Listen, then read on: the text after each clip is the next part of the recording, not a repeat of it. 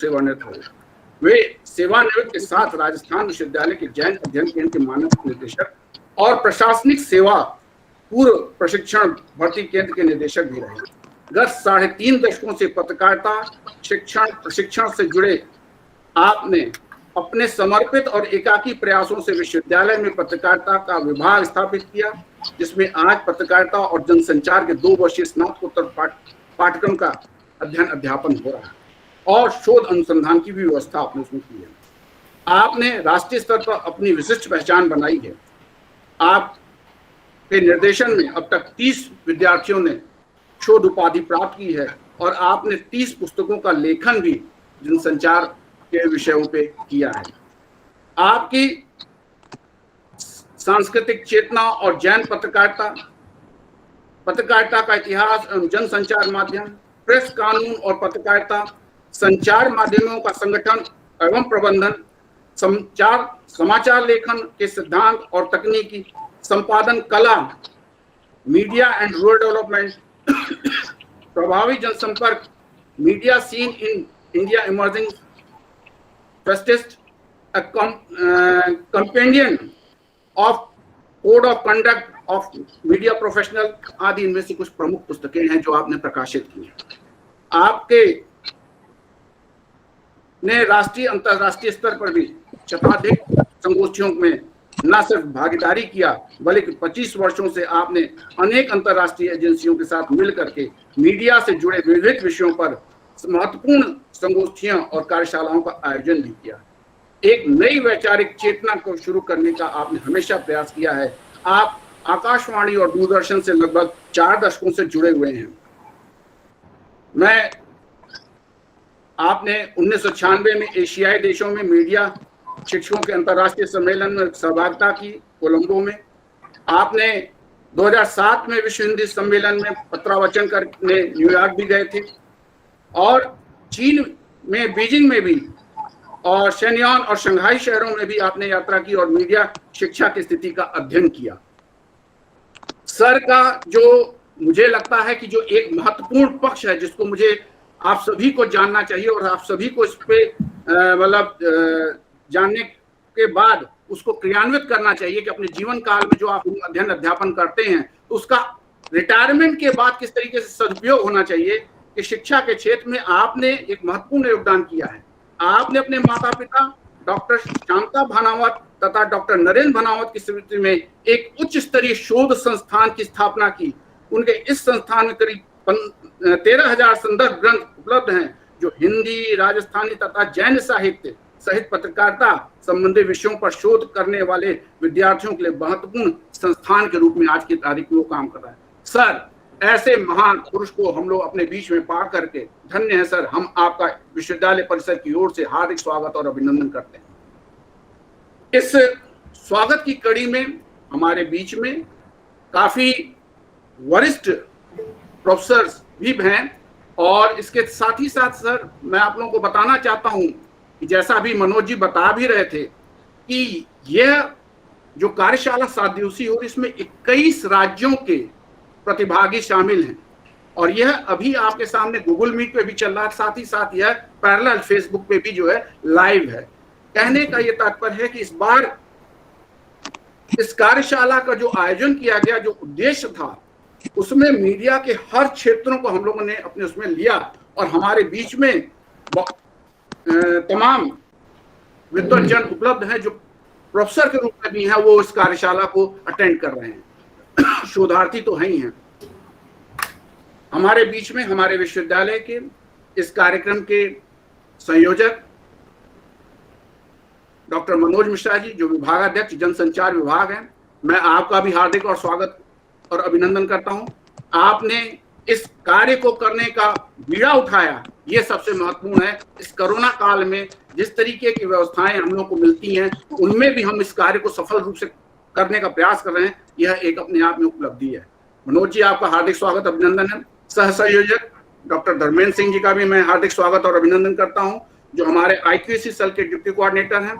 इसके साथ ही साथ जनसंचार विभाग से जुड़े हुए doctor Digvijay Singh, doctor Sunil Kumar, doctor Awadh Bihari Singh, doctor Chandan Singh का भी मैं हार्दिक स्वागत और अभिनंदन करता हूं, जिन्होंने इस कार्यक्रम को सफल बनाने के लिए दिन रात मेहनत की और एक प्रयास किया कि यह कार्यशाला आयोजित की जा सके।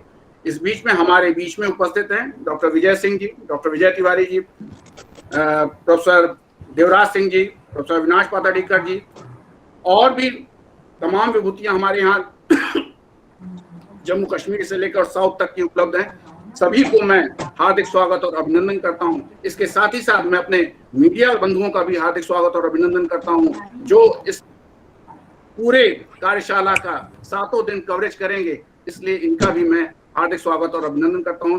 इन्हीं शब्दों के साथ मैं अपनी वाणी बुना देता हूं और सभी सज्जनों का पुनः एक बार हृदय से हार्दिक अभिनंदन एवं स्वागत करता हूं। बहुत बहुत धन्यवाद आदरणीय सर। और मैं अब माननीय हम सबकी प्रेरणा स्रोत माननीय कुलपति जी को मैं उद्बोधन के लिए सादर निवेदन करूं, प्रार्थना करूं।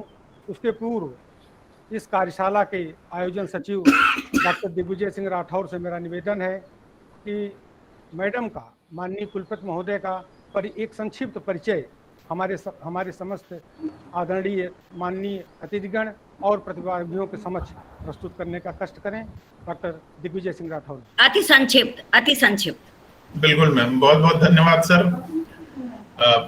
जैसा मैडम का आदेश हुआ है अति संक्षिप्त, तो माननीय कुलपति प्रोफेसर निर्मला एस मौर्य जी विश्वविद्यालय में पदभार ग्रहण करने से उच्च शिक्षा एवं शोध संस्थान दक्षिण भारत हिंदी प्रचार सभा मद्रास की कुल सचिव रही। इसके साथ ही आप वहां हिंदी विभाग में विभागाध्यक्ष रही हैं। 15 वर्षों के प्रशासनिक अनुभव के साथ साथ लगभग 30 वर्षों तक आपका शिक्षण एवं शोध निर्देशन का अनुभव रहा है। आपके नेतृत्व में आज विश्वविद्यालय कई क्षेत्रों में प्रथम स्थान पर पहुंच गया है। आपके कुशल नेतृत्व में उत्तर प्रदेश शासन ने भारतीय भाषाओं के प्रोत्साहन एवं लोक साहित्य को वैश्विक पटल पर बढ़ावा देने के लिए इस विश्वविद्यालय में भाषाओं का उत्कृष्टता केंद्र एवं परिसर के जनसंचार विभाग में भारतीय भाषाओं को प्रोत्साहन देने के लिए अनुवाद उत्कृष्टता केंद्र तथा पूर्वांचल परिक्षेत्र में पर्यटन के जरिए रोजगार की संभावना पर रोजगार के सृजन के लिए एक सेंटर ऑफ एक्सीलेंस की स्थापना की है। निरंतर आपके द्वारा विश्वविद्यालय के शिक्षकों विद्यार्थियों में एक सकारात्मक दृष्टिकोण आया है और हम निरंतर इस तरह के कार्यक्रमों को कर पा रहे हैं। आज हम आपको इस कार्यक्रम में पाकर उत्साहित हैं और निश्चित तौर पर यह हमारे कार्यशाला अपने सफलता की तरफ जाएगी। मैं आपसे सादर अनुरोध करता हूं कि मैम आप आएं और अपना आशीर्वचन हमें प्रदान करें। माननीय कुलपति महोदय। आज की जो 7 दिनों की हमारी कार्यशाला चलने वाली है लगातार, और जैसा कि मानस जी बड़े लंबे बड़े विस्तार से बता रहे थे, बहुत अच्छी बात है क्योंकि हमें बताना ही चाहिए। जब हम इतना बड़ा कार्यक्रम 7 दिनों का कर रहे हैं और इतने राज्यों से लोग जुड़ रहे हैं और कितने बड़े बड़े पत्रकार और सबको हमारा सहयोग दे रहे हैं, विद्वान जुड़े हैं, शोधार्थी, विद्यार्थी, प्रोफेसर्स, तो इतना लंबा परिचय देना ही चाहिए। तो मैं पहले तो मानस को धन्यवाद दूं और हमारे जो जनसंचार विभाग के अध्यक्ष बैठे हुए हैं मनोज मिश्रा जी, दिग्विजय जी बैठे हुए हैं, सुनील भी कहीं से जुड़े होंगे। मैंने पूरा हमारा जो जनसंचार विभाग है उसने इतना बढ़िया निर्णय लेते हुए ये 7 दिनों का कार्यक्रम आयोजित किया है। ये कार्यशाला है, राष्ट्रीय कार्यशाला, और आज उद्घाटन सत्र है हमारा। और मेरे लिए तो बड़ा ये गर्व का विषय है कि हमारा ये जो विभाग है और IQAC सेल, क्योंकि मेरी इच्छा ये थी कि दोनों मिलकर आप काम करें और एक तरह से जो हम कहते हैं डिपार्टमेंट का जो हम एक विकास चाहते हैं उसको ध्यान में रखते हुए इस तरह के कार्यक्रम आयोजित हों। तो पहले तो मैं दोनों को, मनोज मिश्रा जी को और प्रोफेसर मानस पांडे जी को मैं धन्यवाद दूं कि इतना बढ़िया कदम उठाते हुए नैक को ध्यान में रखते हुए आप दोनों की ओर से ये संयुक्त तत्वावधान में कार्यक्रम आप 7 दिन का कर रहे हैं। सुनील जी आ गए हैं, मुझे दिख रहे हैं। तो विश्वविद्यालय का निवेदन स्वीकार करते हुए जो आज के मुख्य अतिथि हैं हमारे प्रोफेसर KG सुरेश जी अभी दिख रहे थे, मैं उनको हृदय से नमस्कार करती हूँ। कहीं जुड़े हैं अभी, क्योंकि इतने लोग जुड़े हैं तो दिखाई नहीं दे रहे हैं, जी मैं यही हूँ मैं। माननीय कुलपति महोदय को मैं नमस्कार करती हूँ और आपका स्वागत है यहाँ। मेरे लिए अहोभाग्य कि मैं आप लोगों से जुड़ पा रही हूँ। और परम आदरणीय प्रोफेसर संजीव भानावत जी जुड़े हुए हैं, जो कि दिखाई दे रहे हैं मुझे, पूर्व अध्यक्ष आप हैं, तो मैं आपको भी नमस्कार करती हूँ। और जितने भी विद्वान माननीय इस मंच से आज जुड़े हुए हैं इस उद्घाटन सत्र से, आप सभी को आदर के साथ नमस्कार करते हुए, और मैं केवल अपने विषय पर 10 मिनट कुछ बोलना चाहूंगी, क्योंकि पत्रकारिता तो एक ऐसा विषय है कि हम बोलते चले जाएंगे, ये वाला हाल है। तो हमारे विद्वान बोलेंगे और हम लोग सुनेंगे, अब ये स्थिति अभी है। मैं अभी विषय तो लिया गया है कि डिजिटल दौर में मीडिया का जो स्वरूप है। अब हम ये कह सकते हैं कि डिजिटल युग है, समय बड़ी तेजी से बदल रहा है, समाज बदल रहा है, समाज का चिंतन बदल रहा है, लोगों की सोच बदल रही है। अब लोग चाहते हैं कि मीडिया जो हमें दे रहा है उसमें कितनी सत्यता है, कितनी ईमानदारी है, कितना विश्वास उस पर हम कर सकते हैं। तो मैं केवल डिजिटल दौर की बात नहीं करूंगी आज मैं बात करूंगी, इतने बड़े बड़े पत्रकार बैठे हैं, कुलपति महोदय बैठे हैं, कि हम नारद का स्मरण करेंगे। आज हम बात करेंगे युग के साथ जो बदलाव आया है मीडिया में, जनसंचार में। हम केवल डिजिटल का स्वरूप नहीं बताएंगे कि डिजिटल में मीडिया में क्या बदलाव आया है। जब युग बदला, जब लोगों को, समाज को, जैसा कहते हैं जनसंचार, जन को जरूरत पड़ी कि उसको समाचार मिले, आम आदमी को समाचार मिले, तो कैसे जनसंचार का माध्यम बदला। प्रोफेसर यहाँ बैठे हैं, जानते हैं कि भाषा में हम पढ़ाते हैं अर्थ विस्तार और अर्थ संकुचन। मीडिया अर्थ संकुचन के रूप में आ गया है। मीडिया जब हम कहते हैं तो लगता है केवल समाचारों से जुड़ जाता है वो, जबकि ऐसा नहीं है। मीडिया वो माध्यम जिसके द्वारा आम जन तक किसी भी बात का संचरण होता है, वो मीडिया है। देवर्षि नारद क्या करते थे? अभी हमने कुछ दिनों पहले नारद दिवस मनाया था, जहां आम आदमी लोक कल्याण की बात आती थी, नारद जी प्रकट हो जाते थे। और कई बार विद्यार्थियों का ध्यान अपनी ओर आकर्षित करने के लिए मैं बोलती थी कि नारद जी की आकृति जब आप देखेंगे तो आप देखते हैं कि उनके सिर पर जटाजूट होता है और उस पर एक कुछ ऐसे फूल लगे होते थे। तो हम लोग बच्चों को थोड़ा सा रिझाने के लिए बोलते थे कि वो उनका एंटीना होता था, वो उनका रिसीवर होता था, जिसके द्वारा वो ये पता कर पाते थे कि भाई कहाँ पर लोक कल्याण की जरूरत है। तो वास्तव में ये सोचने का विषय है। ये भले हम लोग एक बच्चों को आकर्षित करने के लिए कोई बात कह देते हों, लेकिन ये हाइपोथेसिस, ये प्राकल्पना तो हम कर ही सकते हैं कि कहीं ना कहीं से लोक कल्याण की बात वहीं से शुरू होती है। और आप देखिए, हरकारे हुआ करते थे, बंदी जन है हम तुमको कथा सुनाते, राम की कथाएं सुनाया करते थे बंदी जन। क्या वो मीडिया नहीं था? क्या वो जनसंचार के माध्यम नहीं थे? यदि हम पीछे चले जाते हैं, कबूतर जिनके पैरों में संदेश बांधे जाते थे, उन्हें उड़ाया जाता था, क्या वो मीडिया नहीं थे? जनसंचार के माध्यम नहीं थे? तो कहने का अर्थ ये हुआ कि जैसे युग बदले, मानवीय सभ्यता बदली, उसकी आवश्यकताएं बढ़ी। जैसी आवश्यकताएं बढ़ी वैसे जनसंचार के माध्यम बढ़े, उनमें परिवर्तन हुआ। आगे आप चलते हैं तो बहुत सारी चीजें आप देखते हैं। यदि हम कहें अब कि प्रिंट मीडिया से बात करें, तो प्रिंट मीडिया आपको मालूम है कि एक पन्ने से अखबार शुरू हुआ था। वो बड़ी अपना एक विषय है कि पत्रकारिता का विकास कैसे हुआ। और वो जो एक पन्ना था, उस एक पन्ने ने आज डिजिटल जमाने को हमें दिखाया। यदि वहां पर वो कल्पना न की जाती, तो वो वहां पर हाइपोथेसिस ना होती, प्राक कल्पना ना होती, तो आज डिजिटल दौर का ये जमाना ना होता। जब हम जनसंचार की बात करते हैं तो आज आप देखिए, प्रिंट मीडिया आया, अब ये नहीं है कि प्रिंट मीडिया आया तो अब डिजिटल के जमाने में प्रिंट मीडिया चला गया, नहीं। आज भी हम सब जानते हैं कि जब हम एक चाय का कप लेकर बैठते हैं तो हमें अखबार जरूर चाहिए होता है। भले टीवी में हम कितनी भी न्यूज पढ़ लें, कितनी भी देख लें, लेकिन अखबार में जो आनंद है, अखबार जो हमें सूचना देता है, वो दौर कभी समाप्त नहीं होगा। प्रिंट मीडिया वैसे ही बना रहेगा। और आते हैं इलेक्ट्रॉनिक मीडिया की ओर। पहले रेडियो था और दूरदर्शन की हम बात करते थे। रेडियो क्या थे? क्या आज रेडियो गांव में नहीं है? हैं। आज भी जो रेडियो का सौंदर्य, भले टीवी आ गए हों, लेकिन अभी भी बहुत आप इंटीरियर में चले जाएंगे तो रेडियो पर समाचार सुनते हुए लोग मिल जाएंगे। और बल्कि देखिए, हम सब जानते हैं कि आजकल रेडियो आ गया है छोटा, जिसमें गाने भी बजते हैं, समाचार भी सुनते हैं। तो मैंने देखिए पुराने दौर लौट के आ रहे हैं। जनसंचार के वो माध्यम जो पुराने थे अब लौट रहे हैं। टीवी, जिसको हम पहले कहते हैं रेडियो और दूरदर्शन बोलते थे, बाद में हमने टेलीविजन कह दिया और बाकी चैनल्स आदि आ गए।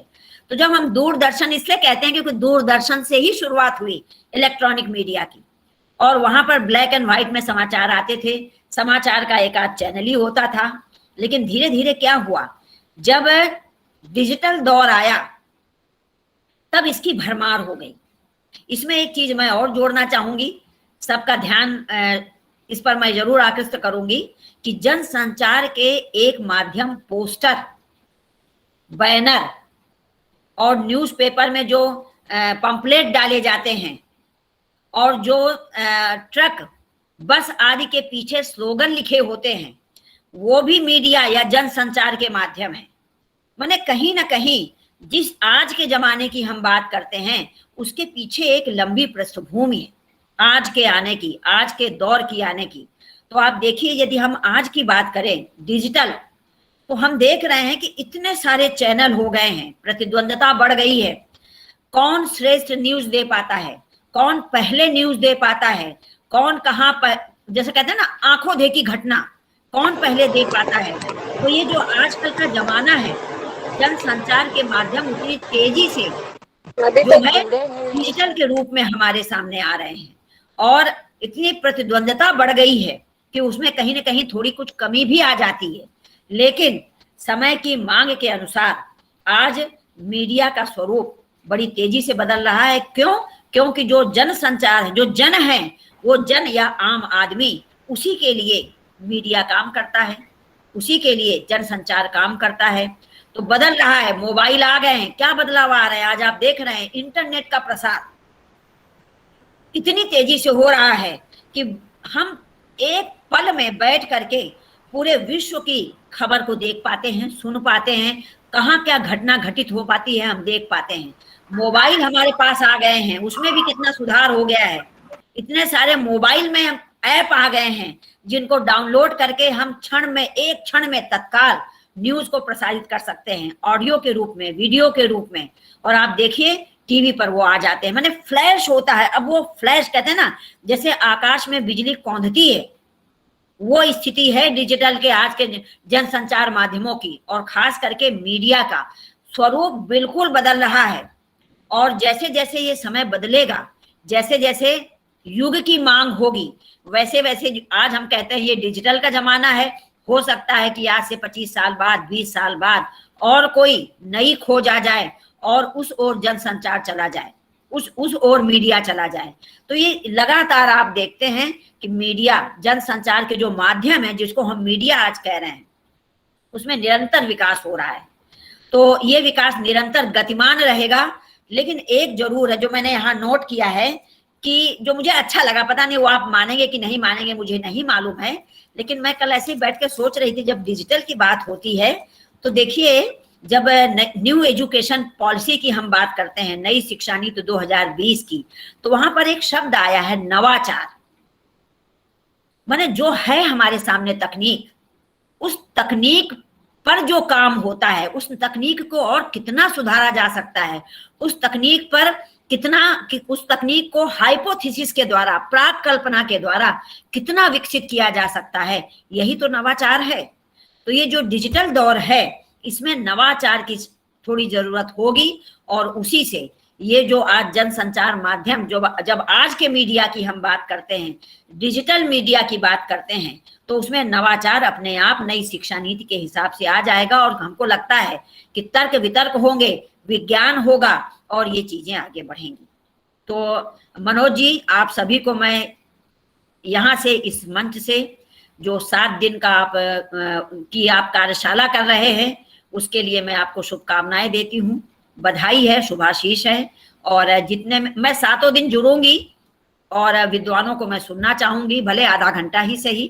तो मैं आप सबको शुभकामनाएं देते हुए, आपके इस कार्यक्रम से विभाग से जितने लोग जुड़े हैं, आपके विभाग के सभी प्रोफेसर्स को बहुत बहुत शुभकामनाएं, आभार, बधाई। लता चौहान जी बेंगलोर से जुड़ी हुई हैं, मेरी मित्र हैं, मैं आपको बहुत बहुत धन्यवाद देती हूं कि एक बार मेरे कहने से, लता जी दक्षिण की बेंगलोर की कोकिल कंठी कही जाती हैं, बहुत बढ़िया संगीत है आपके कंठ में, बड़ा बढ़िया गाना गाती हैं आप। कभी मौका मिलेगा तो आपको मैं जरूर सुनवाना चाहूंगी। लता जी, बहुत बहुत आभार आपका। और बस इन्हीं शब्दों के साथ, जो आपकी तकनीकी टीम इससे जुड़ी हुई है, 7 दिन तक लगातार जुड़ी रहेगी, आप सभी को मैं आभार दूं, धन्यवाद दूं कि आप इसी प्रकार से कार्य करते रहें, जुड़े रहें। और मैं पुनः एक बार इस मंच से हमारे दोनों जो अतिथि यहाँ बैठे हुए हैं, मैं सादर आप लोगों को धन्यवाद करती हूँ, आभार करती हूँ। और मैं असल में गुरु नानक कॉलेज है चेन्नई में, जहाँ पर उन लोगों ने करीब 2 महीने पहले कार्यक्रम रख लिया था, और वो शोध रिसर्च पर वो बुलवाना चाहते थे कि शोध में क्या समस्याएं आज हो रही हैं और शोध की चुनौतियां क्या हैं, और संभावनाओं को लेते हुए मेरा 1 घंटे का उन्होंने स्पीच रखा था, 3 से 4। तो नेचुरल है, बहुत सारे प्रश्न आते हैं, हालांकि मैंने 4-5 प्रश्नों के उत्तर दिए और मैंने कहा कि उसको आप बॉक्स में डालिए, बाद में देंगे। तो थोड़ी उसके लिए देरी हुई, उसके लिए मैं क्षमा प्रार्थी हूँ आप अतिथिगण से कि 5-10 मिनट थोड़ी देरी हुई है। इसके लिए आप पुनः सभी का आभार व्यक्त करते हुए धन्यवाद, नमस्कार। बहुत बहुत धन्यवाद आदरणीय मैम, आपका आगमन ही विश्वविद्यालय के लिए सुबह है और आपकी ही प्रेरणा से सब हो रहा है। और आपकी प्रेरणा से देश के नव प्रतिष्ठित विद्वान 10 सत्रों में, कुल 10 सत्र हैं, जिसमें उद्घाटन सत्र और समापन सत्र के अलावा सब लोग शामिल होंगे और प्रशिक्षित करेंगे, दीक्षित करेंगे। जैसे कवि ने कहा है कि मैं नया गीत लाया तुम्हारे लिए, मैं नया मीत लाया तुम्हारे लिए, साथियों चीर कर रात की कालिमा मैं सुबह जीत लाया तुम्हारे लिए। तो आप सुबह हैं मैम, हम सबकी प्रेरणा स्रोत हैं।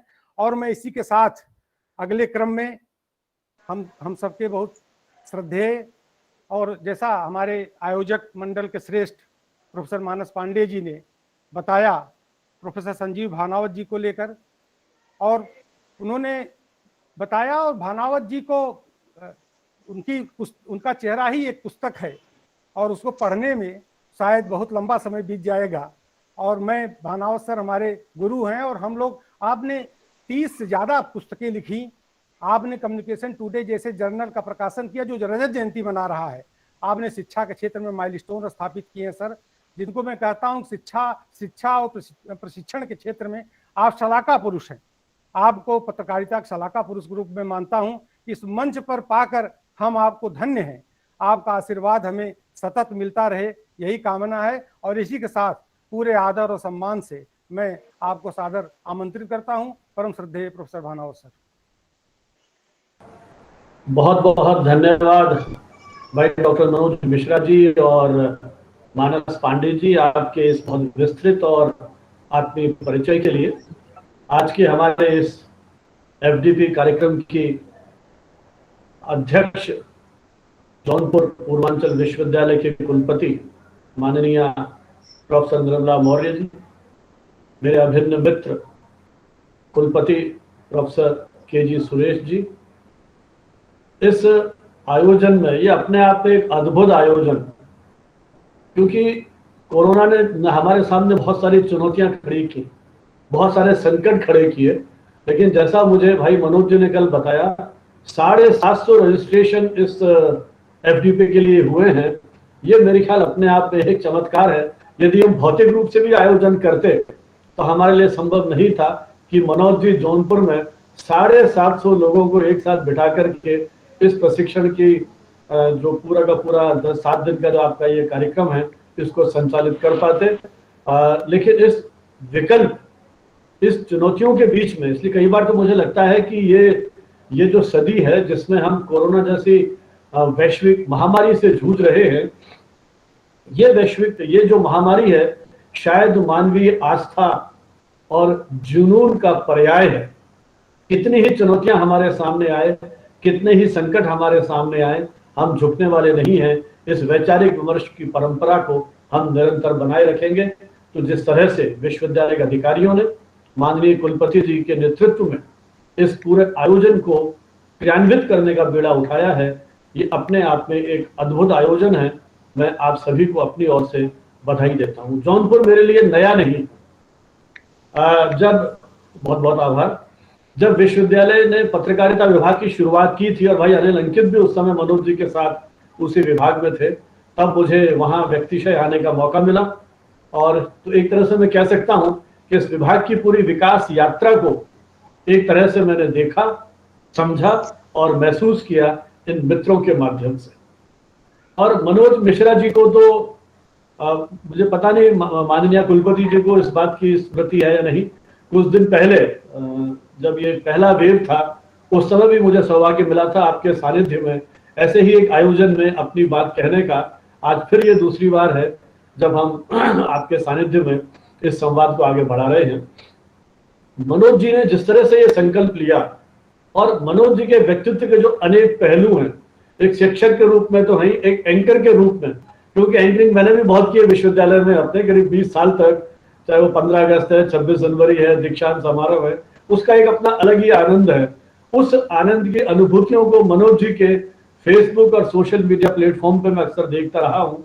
और सबसे बड़ी बात है कि लोक गायक के रूप में, क्योंकि जब माननीय कुलपति जी ने उन विभिन्न परंपराओं की बात की, महर्षि नारद से लेकर के भी, और विस्तार से बात करूंगा मैं, तो लोक परंपराएं जो हमारी है, जो हमारा पूरा ट्रेडिशनल मीडिया है, लोक माध्यम है, उनकी भी हमारे यहाँ बहुत महत्ता है। और उस लोक माध्यमों के जीवंत प्रतीक भाई मनोज मिश्रा जी और हमारे प्रबंधन के मित्र मानस पांडे जी, जिन्होंने उस पूरे आयोजन को जिस कुशल प्रबंध के साथ आयोजित किया, और हमारी युवा टीम, चाहे वो दिग्विजय जी हैं, सुनील जी हैं, अवध जी हैं, चंदन जी हैं, धर्मेंद्र जी हैं, उन पूरी टीम को जिस तरह से नेतृत्व दिया जा रहा है, मैं अपनी ओर से पूरी टीम को बधाई देता हूं, शुभकामनाएं देता हूं कि वो अपने आयोजनों में, न सिर्फ इस एफडीपी में, बल्कि ये आयोजनों की जो परंपरा है ये लगातार चलती रहे।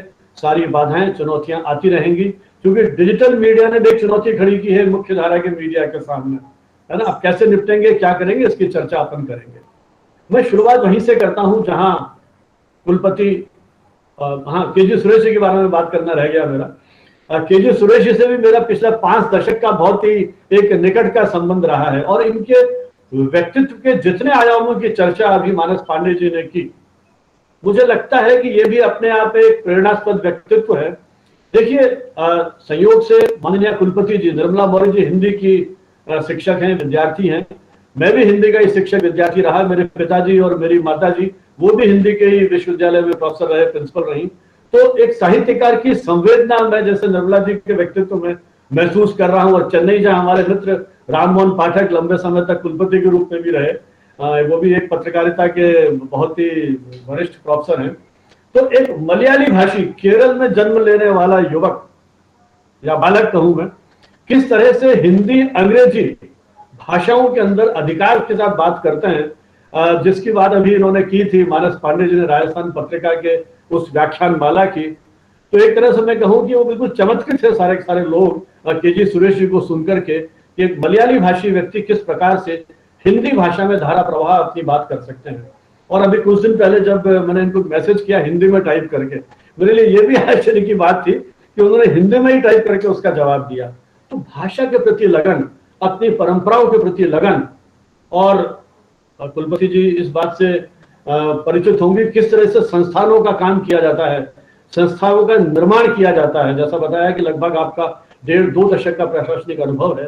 केजी सुरेश जी को मैंने भारतीय जनसंचार संस्थान और अब एक विश्वविद्यालय के कुलपति के रूप में नेतृत्व देते हुए जिस तरह से आपने नई शिक्षा नीति की उस मुख्य भावना को ध्यान में रखते हुए पत्रकारिता के पाठ्यक्रमों को क्रियान्वित करने में पहल की है, जिस तरह से विभिन्न भाषाओं के पाठ्यक्रमों को आपने शुरुआत की है, जिस तरह से आपने पत्रकारिता के जो संग्रह हैं, उनके जो हमारी पूरी की पूरी जो परंपरा में चली आ रही चीजें हैं, उन्हें किस तरह से एक संग्रह के रूप में, एक विरासत के रूप में भावी पीढ़ी के लिए सामने प्रस्तुत करके इस दिशा में आपके जो प्रयास हैं वो श्लाघनीय है।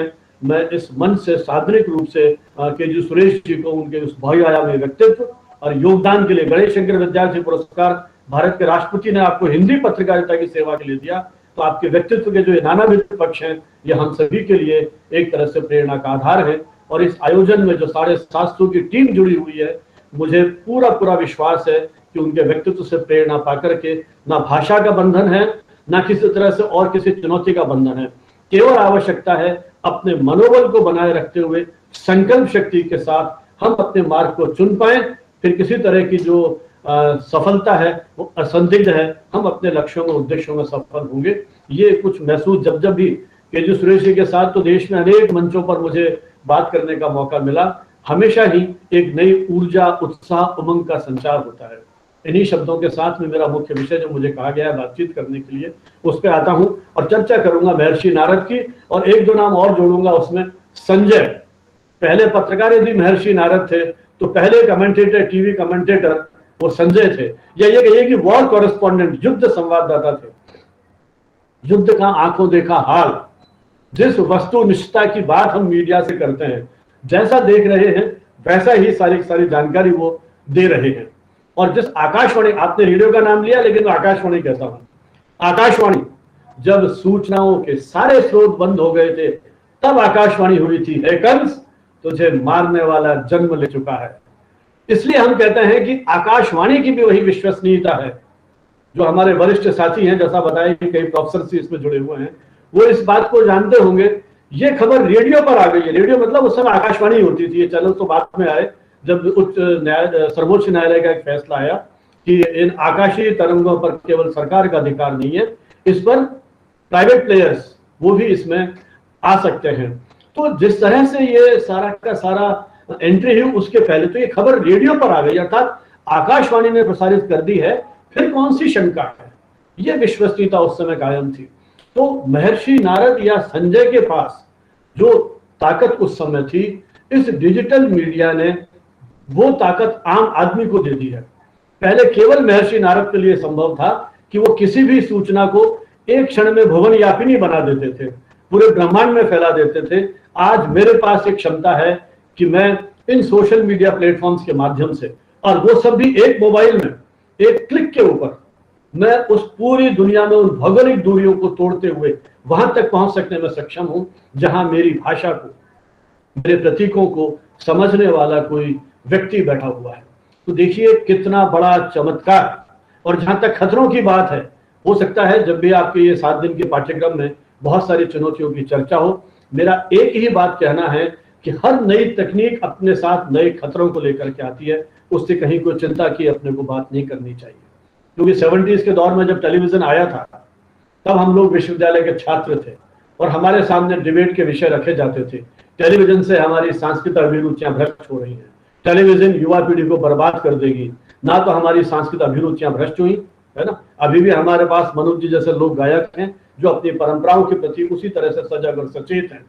तो अब ये डिजिटल मीडिया के साथ हम इन खतरों की बात कर रहे हैं, क्योंकि हमारी पीढ़ी के लोग अभी भी उन छपे हुए शब्दों की खुशबू को महसूस करते हैं। जैसे मैडम ने कहा कि चाय के साथ अखबार चाहिए, लेकिन जो क्रेज शायद आप में और हम में है अभी, वो क्रेज नई पीढ़ी में नहीं है। मैं तो देश के अनेक मंचों पे गया, जब उन युवा साथियों से बात करते हैं, सारे के सारे किंडल पे किताब पढ़ रहे हैं। जब मैं अपनी बच्ची को देखता हूं, उसके हाथ में हमेशा वो किंडल रहता है और उसी में वो मग्न होकर के उतनी ही तल्लीनता के साथ पढ़ते हैं। उन्हें नहीं पता कि आसपास उनके क्या घट रहा है, जो तल्लीनता हम उस प्रिंट मीडिया में पढ़ करके, उन छपे हुए शब्दों को देख करके महसूस करते थे। तो नई पीढ़ी जो है वो कहीं ना कहीं उसमें इस तरह से घुल मिल गई है कि उसके लिए वो सब कुछ हो गया है।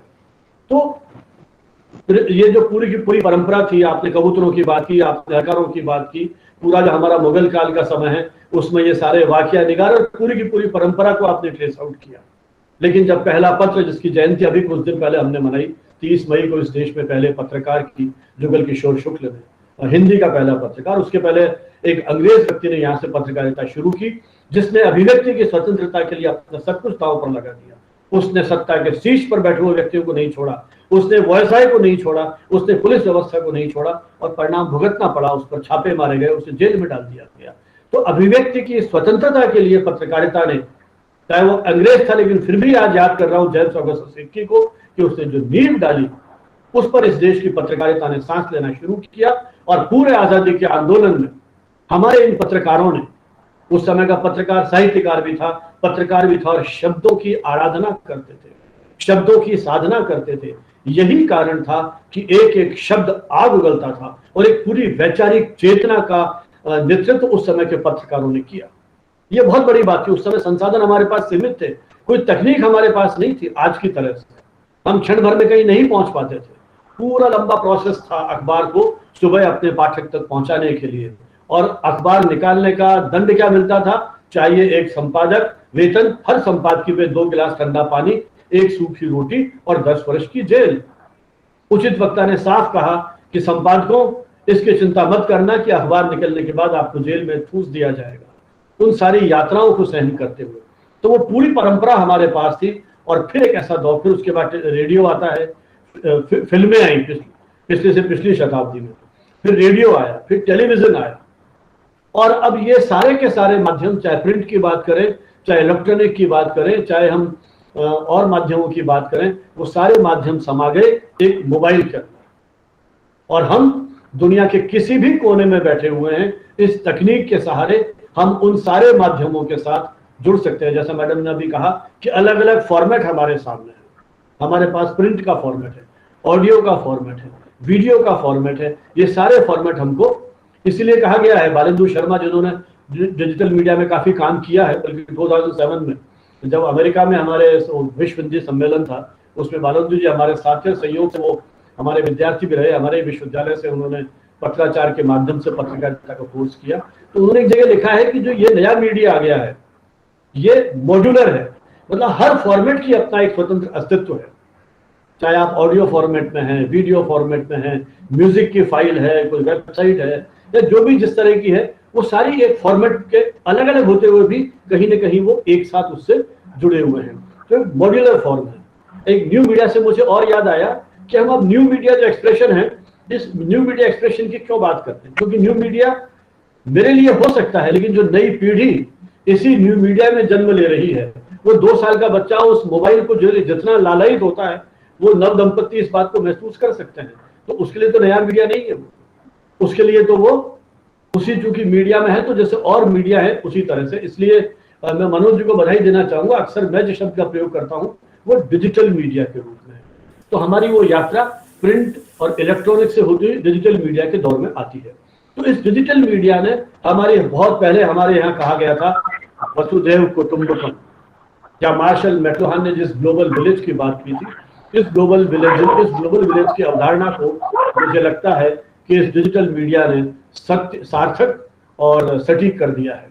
तो जो विभिन्न प्रकार के ऐप्स हैं, इनके माध्यम से जर्नलिज्म बिल्कुल नई तरह की आ गई है। अब मल्टीटास्किंग एक जर्नलिस्ट के लिए आवश्यकता है कि वो मल्टीटास्कर हो।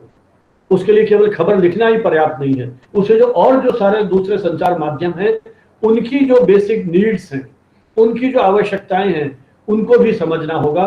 क्योंकि डिजिटल मीडिया में आपके लिए संभव है, आपके पास स्पेस का संकट नहीं है, आपके पास समय का संकट नहीं है। इधर घटना घटी और आपने तुरंत उसकी जो बेसिक जानकारियां हैं वो अपने उस माध्यम से दुनिया भर में आपने उसको एक तरह से प्रचारित कर दिया।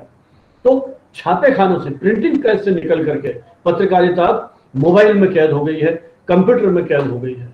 जिस साइबर स्पेस की आप बात कर रहे हैं, उस साइबर स्पेस में पत्रकारिता ने एक नए स्वरूप और नए तेवर, जिस बदलाव की आप बात कर रहे हैं, वो ग्रहण कर लिए है। कितनी तरह के फॉर्मेट हमारे पास है सूचनाओं को देने और लेने के लिए।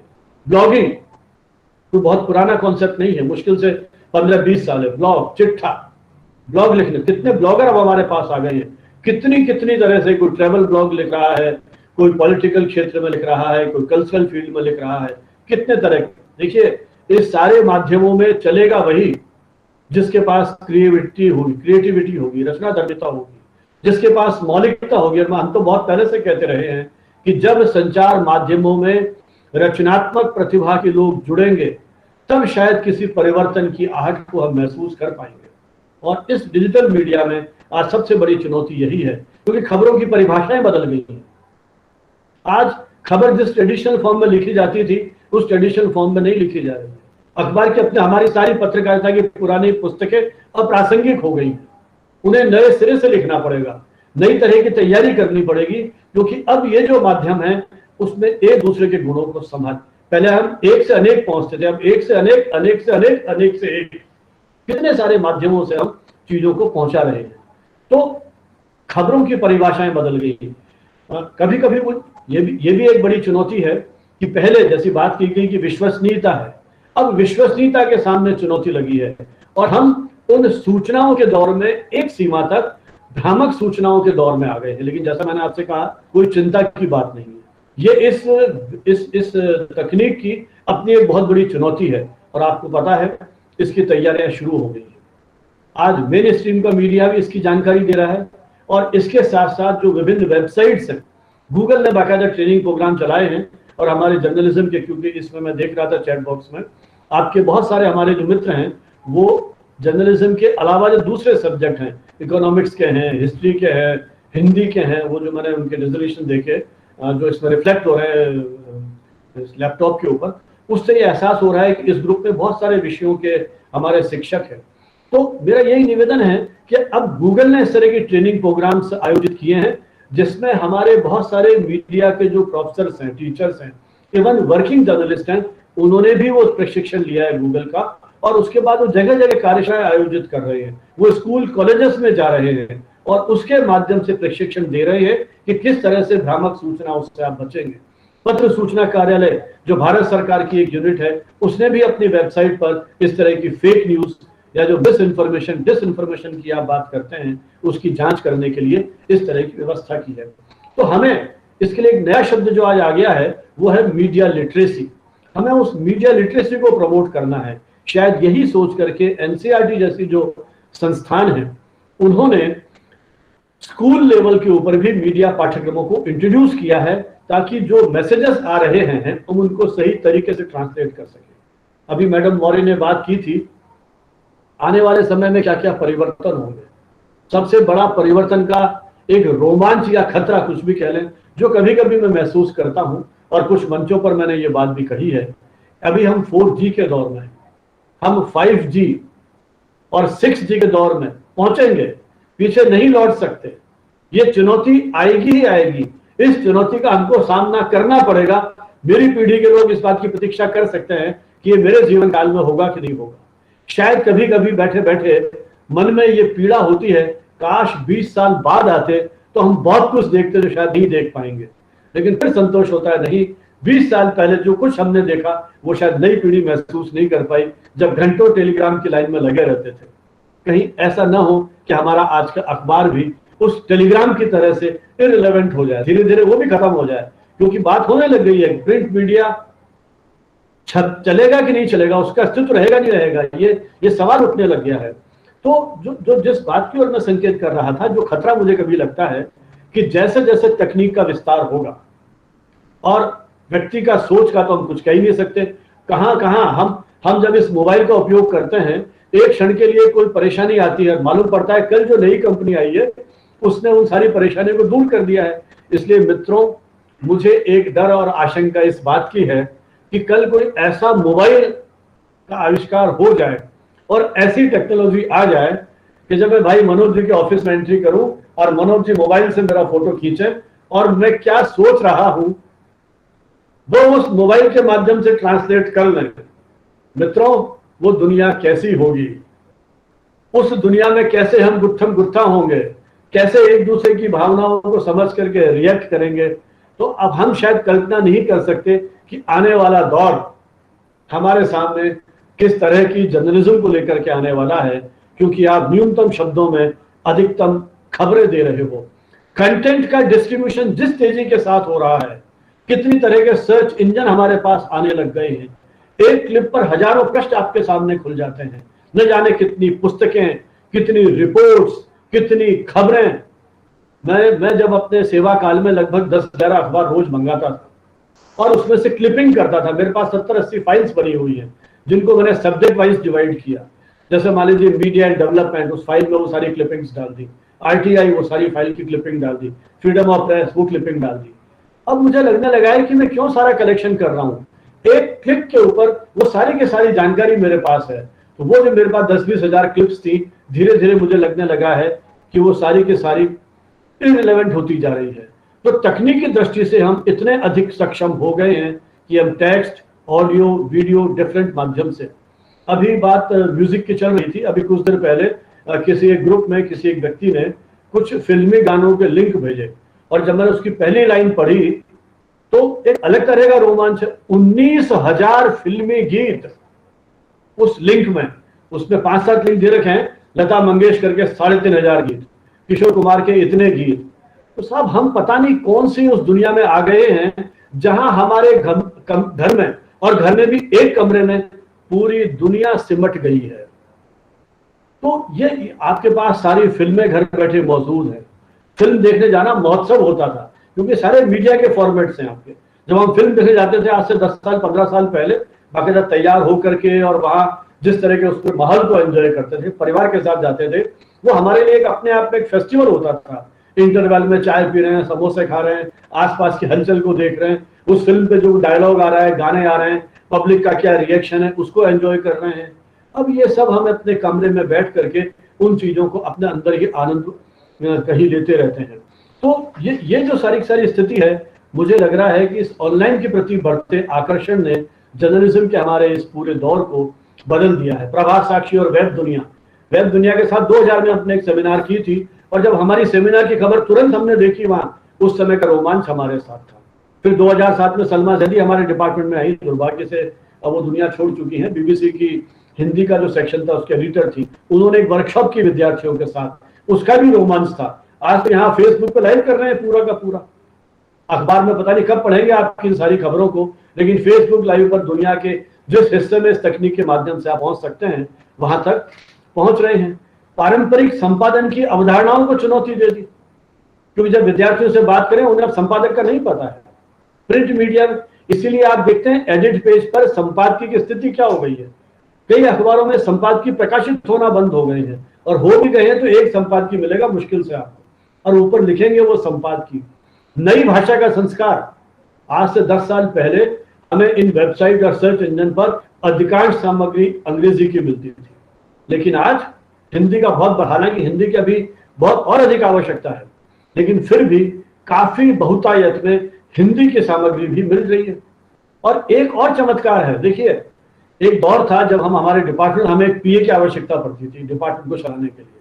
आजकल मुझे मान लीजिए टाइपिंग नहीं आती, हम नहीं सीख पाए क्योंकि नौकरी करते थे, 2-3 डिपार्टमेंट का चार्ज था हमारे पास, हमारे टाइपिस्ट हुआ करते थे, तो नौबत नहीं आई। आज मेरे पास ये मोबाइल है और उसमें बोल करके टाइप करने की सुविधा है, चाहे मैं हिंदी में बोलूं चाहे मैं अंग्रेजी में बोलूं, 5 मिनट में मैं पूरा मेरा लेटर, 15-20-25 मिनट मेरा आर्टिकल जो है वो उस पर टाइप हो जाता है। तो इस तकनीक ने आपको कोई खबरें भी देनी है तो उन खबरों के माध्यम से आप तुरंत बोल करके भी टाइप करेंगे, इमीडिएटली जो मैसेज है वो आपका चला जाएगा। तो न्यू मीडिया का या डिजिटल जर्नलिज्म का जो क्षेत्र है इतना व्यापक और विस्तृत और व्यापक हो गया है कि वो नए नए स्वरूप में, नए नए माध्यमों के रूप में, नई अभिव्यक्तियों के रूप में, नए सृजनात्मकता के रूप में हमारे सामने प्रकट होता चला जा रहा है, और निरंतर उसमें बदलाव हो रहा है, निरंतर उसमें इंप्रूवमेंट हो रहा है। और यही कारण है कि सरकार को गाइडलाइंस लानी पड़ी। सरकार ने 3 तरह के मीडिया जो हैं उस तरह से बना दिए कि आपके सोशल मीडिया पर या जो ओटीटी प्लेटफॉर्म है, मनोरंजन के जाने कितने साधन आपके पास आ गए हैं। आप उस वेबसाइट पर सभी तरह की चीजों को एंजॉय कर सकते हैं, खबरें भी देख रहे हैं, फिल्म रिव्यू भी देख रहे हैं, गाना भी देख रहे हैं, फिल्म का ट्रेलर भी देख रहे हैं, क्या चीज नहीं है। तो इतना शक्तिशाली तंत्र आपने विकसित कर लिया है, लेकिन इन सब के बीच में मुझे लगता है कि लगातार हमारे मस्तिष्क पर सूचनाओं का आक्रमण हो रहा है। मुझे ये महसूस होता है कि हमारे मस्तिष्क सूचनाओं के संग्रहालय हो गए हैं, उसमें हम शायद सूचित कम हो रहे हैं और गलत सूचनाओं के शिकार ज्यादा हो रहे हैं। एक और चुनौती इसके सामने है, मैंने ये डेटा देख रहा था, शायद दिलीप मंडल का एक डेटा था, उसमें उन्होंने ये लिखा कि जो हमारे बड़े बड़े मल्टी मीडिया, जो बड़े बड़े मीडिया हाउसेस हैं, right from Times of India to Hindu, उन्होंने करीब 20 इस तरह के न्यूज़पेपर एंड टीवी चैनल्स लिए और उसमें उन्होंने ये बताया कि टाइम्स ऑफ इंडिया के फेसबुक यूजर्स जो हैं वो लगभग 11 मिलियन है और हिंदू के 6 मिलियन है। तो 6 मिलियन से 11 मिलियन के बीच में ये NDTV, times of India, Bhaskar, Amar Ujala, Indian express, बहुत सारे अखबार और इंडिया टुडे का जो चैनल है ये सब समाहित हो गए। तो इसी तरह से ट्विटर पे ये 9 मिलियन से 13 मिलियन। तो अभी भी जो कभी कभी मुझे महसूस होता है कि इस नई तकनीक ने सूचनाओं का सही अर्थों में लोकतांत्रिकरण किया है, आम आदमी को एक मंच दिया है जहां वो अपनी बात कह सकने के लिए सक्षम है। अब उसे किसी तरह, एक दौर था जब हम अखबार के ऑफिस जाते थे तो चौकीदार हमको बाहर रोक लेता जब हम पढ़ते थे और छात्र राजनीति में थोड़ा बहुत इन्वॉल्व थे, जब खबरें देने जाते थे, कहाँ जा रहे हो, प्रेस नोट यही रख दो, ये कर दो। अब वो सारी चुनौती को हमने खत्म कर दिया, हमारे पास अपने मंच हैं और यदि हमारी आवाज में ताकत है, जब फिलीपींस की 18-20 साल की एक नवयुवती अपनी एक पोस्ट पर 25-30 साल की तानाशाही को ध्वस्त कर सकती है, तो मित्रों हमारे पास तो एक इतनी बड़ी ताकत हमारे हाथ में आ गई है जिसमें हम कुछ न कुछ चमत्कार कर सकते हैं। इसीलिए सरकार ने वो जो गाइडलाइंस जारी की है और उनके माध्यम से कोशिश की है कि प्रेस काउंसिल और केबल टेलीविजन के जो अधिनियम है उनमें जो प्रावधान निर्धारित किए गए हैं उन प्रावधानों के अनुरूप इन सोशल मीडिया के प्लेटफॉर्म्स को आना पड़ेगा। इनको अपने यहाँ पर एक शिकायत जिस अधिकारी से की जा सके उसको बनाना होगा, क्योंकि अभी कोई रजिस्ट्रेशन की हमारे पास इस तरह का बाध्यता नहीं है। यूट्यूब चैनल्स, इसके ब्रॉडकास्ट योरसेल्फ, हम अपनी बात को कह सकते हैं और बहुत सारे मित्रों ने इस कोरोना काल में, कितने मित्रों ने इस यूट्यूब के माध्यम से ये संदेश या जनबल को सूचना देने के लिए, उनके मनोबल को बनाए रखने के लिए काम किया है। तो बाकायदा सरकार ने भी इस तरह की प्लानिंग कर रही है कि आपको सारी जानकारी देनी होगी, जो भी आप वेबसाइट स्थापित करते हैं उसके एडिटोरियल के बारे में, उनके एड्रेसेस के बारे में, कंपनी है तो उसका जो भी कंपनीज के और लोग हैं उनके बारे में, शिकायत व्यवस्था होगी, महिलाओं के बारे में आपत्तिजनक पोस्ट है 24 घंटे में हटाना पड़ेगा, किसी यूजर का आपने कोई कंटेंट हटाया है तो सकारण बताना पड़ेगा कि आपने क्यों हटाया है। ये सारी तैयारी जो एक तरह से है सरकार ने इस तरह से की है, इसको लेकर भी डिबेट हो रही है। कई लोग कहते हैं कि इसकी जरूरत नहीं थी, जो वर्तमान कानून है वही सक्षम थे इन चीजों को निपटने के लिए। लेकिन जैसा मैंने आपसे कहा कि नए विकल्प, नई चुनौतियों को लेकर के आते हैं, तो इसको लेकर के जो हमारी व्यवस्था है वो भी अपने ढंग से इनको नियंत्रित करने की, संचालित करने की कोशिश करती है ताकि आम आदमी के हितों को कहीं ना कहीं सुरक्षित कर सके। मुझे लगता है कि जो मुझे समय लगभग दिया गया था 25 मिनट का, वो मेरा पूरा हो गया है। तो समय के अतिक्रमण के से बचते हुए मैं अपनी बात को यही विराम दूंगा। यदि प्रश्नोत्तर का कोई समय का प्रावधान इसमें होगा तो कोई और पक्ष, जैसा निर्मला जी ने कहा था कि ऐसा विषय है जिस पर आप घंटों बात कर सकते हैं, है ना, किस तरह से नए शब्द हिंदी पत्रकारिता को मिले, वो बहुत सारी चीजें हैं जिन पर चर्चा हो सकती थी। लेकिन अपने निश्चित समय में मैंने कुछ मुद्दे आपके सामने शेयर करने की कोशिश की। आपने मेरी बात को ध्यान से सुना, बहुत बहुत धन्यवाद। जय हिंद, जय भारत।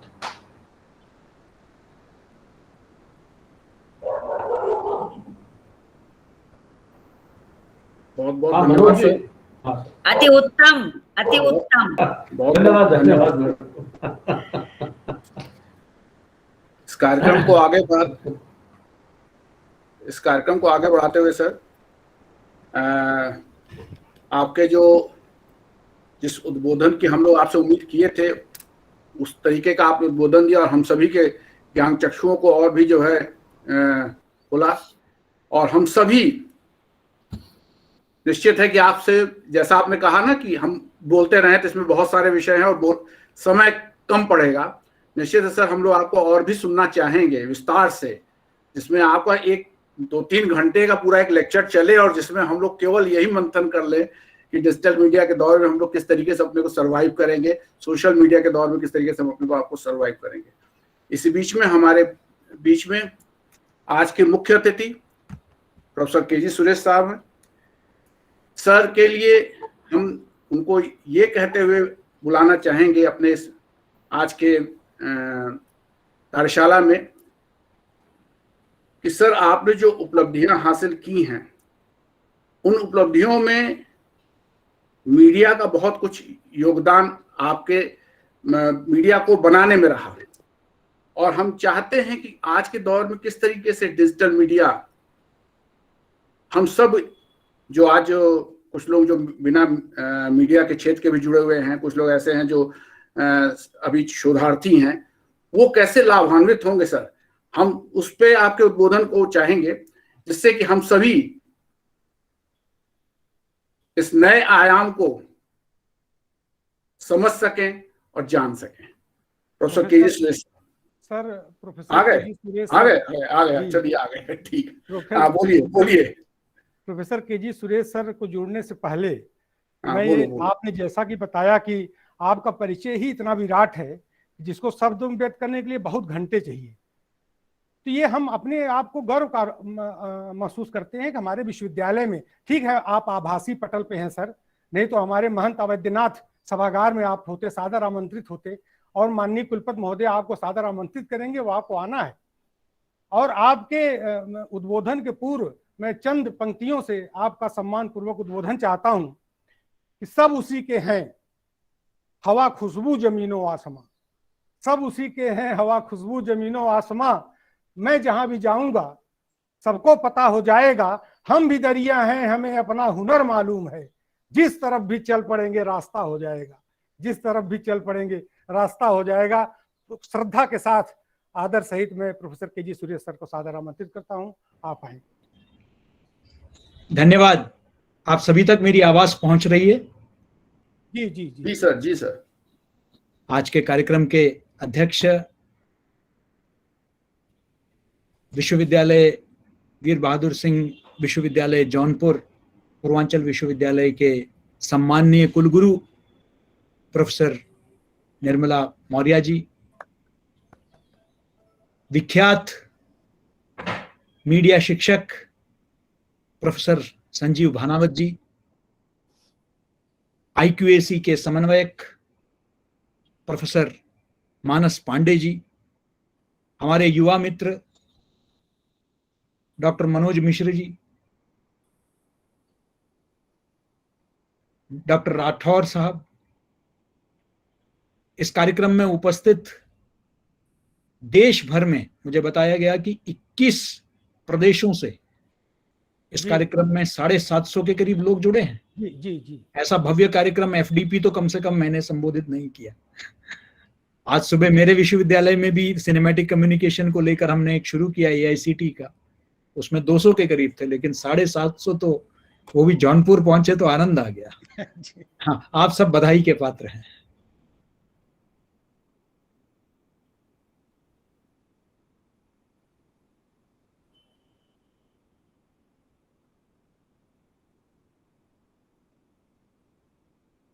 नमस्कार। प्रत्यक्ष में जौनपुर आने की बहुत दिनों से इच्छा है और जल्दी ही इस कोरोना से हम सब मुक्ति पालें और शीघ्र ही आपके विश्वविद्यालय में आके आप लोगों के साथ बैठकर एक कप चाय पी पाऊंगा, ये मुझे उम्मीद है। स्वागत। एक बचपन से हम सुनते आए हैं भगीरथ प्रयत्न के बारे में। जब आप प्रोफेसर संजीव भानावत को पहले बुलवा लेते हैं तो उसके बाद जो व्याख्यान होता है उस व्यक्ति का वही हालत होती है कि उनका इतना विस्तृत व्याख्यान, उसके पश्चात कुछ बोलना डिजिटल मीडिया या मीडिया के विषय में बहुत कठिन होता है। लेकिन हमारी बहुत पुरानी मित्रता है, बहुत सालों से साथ में काम करते हैं। जब मैंने भारतीय जनसंचार संस्थान को एक विश्वविद्यालय का दर्जा deemed to be university de novo category में दिलाने का जब प्रयास किया और वो हमको UGC से उसकी सहमति पत्र भी मिला, लेटर ऑफ इंटेंट भी मिला, नियत पत्र, तो उसमें बड़ी अहम भूमिका भानावत जी की थी क्योंकि हमने उनको अपने सदस्य मनोनीत किया था। और आज भी लगातार हम लोग संपर्क में ही नहीं, बहुत सारे यूनिसेफ से लेकर कई कार्यक्रमों में उनके साथ जुड़ने का अवसर मिला है। तो उनके बाद बोलना तो कठिन है, प्रयास करता हूं कुछ मैं पत्रकारिता तक सीमित नहीं रखूंगा क्योंकि समय की कमी है, क्योंकि आपने कहा है डिजिटल दौर में मीडिया का बहुआयामी स्वरूप। देखिए, अक्सर हम जो पत्रकारिता विभाग, जनसंचार विभाग में बात तो जनसंचार की होती है, लेकिन हमारा जो फोकस होता है, ध्यान होता है, वो पूरा पत्रकारिता की तरफ होता है। क्योंकि ज्यादातर जो शिक्षक होते हैं या तो पत्रकारिता की पृष्ठभूमि से आते हैं, या हम जो है पत्रकारिता के छात्र रहे हैं, विद्यार्थी रहे हैं। लेकिन जनसंचार या मीडिया पत्रकारिता से भी बहुत बढ़कर है। पत्रकारिता उसमें एक महत्वपूर्ण अंग है, लेकिन मीडिया अपने आप में एक बड़ा विश्व है। वो उसको भी हमें समझने की आवश्यकता है डिजिटल युग में। क्योंकि आज जैसे कि यहां बताया गया, हम ऑनलाइन माध्यमों से लेकर ऑनलाइन एजुकेशन हो गया है, वर्क फ्रॉम होम हो गया है। आज 4 साल के बच्चे से लेकर 80 साल के बुजुर्ग तक आज ऑनलाइन मीडियम से जुड़ा हुआ है, माध्यम से जुड़ा हुआ है, जिसके चलते मीडिया एक्सपोजर जिसे कहते हैं वो इतना बढ़ गया है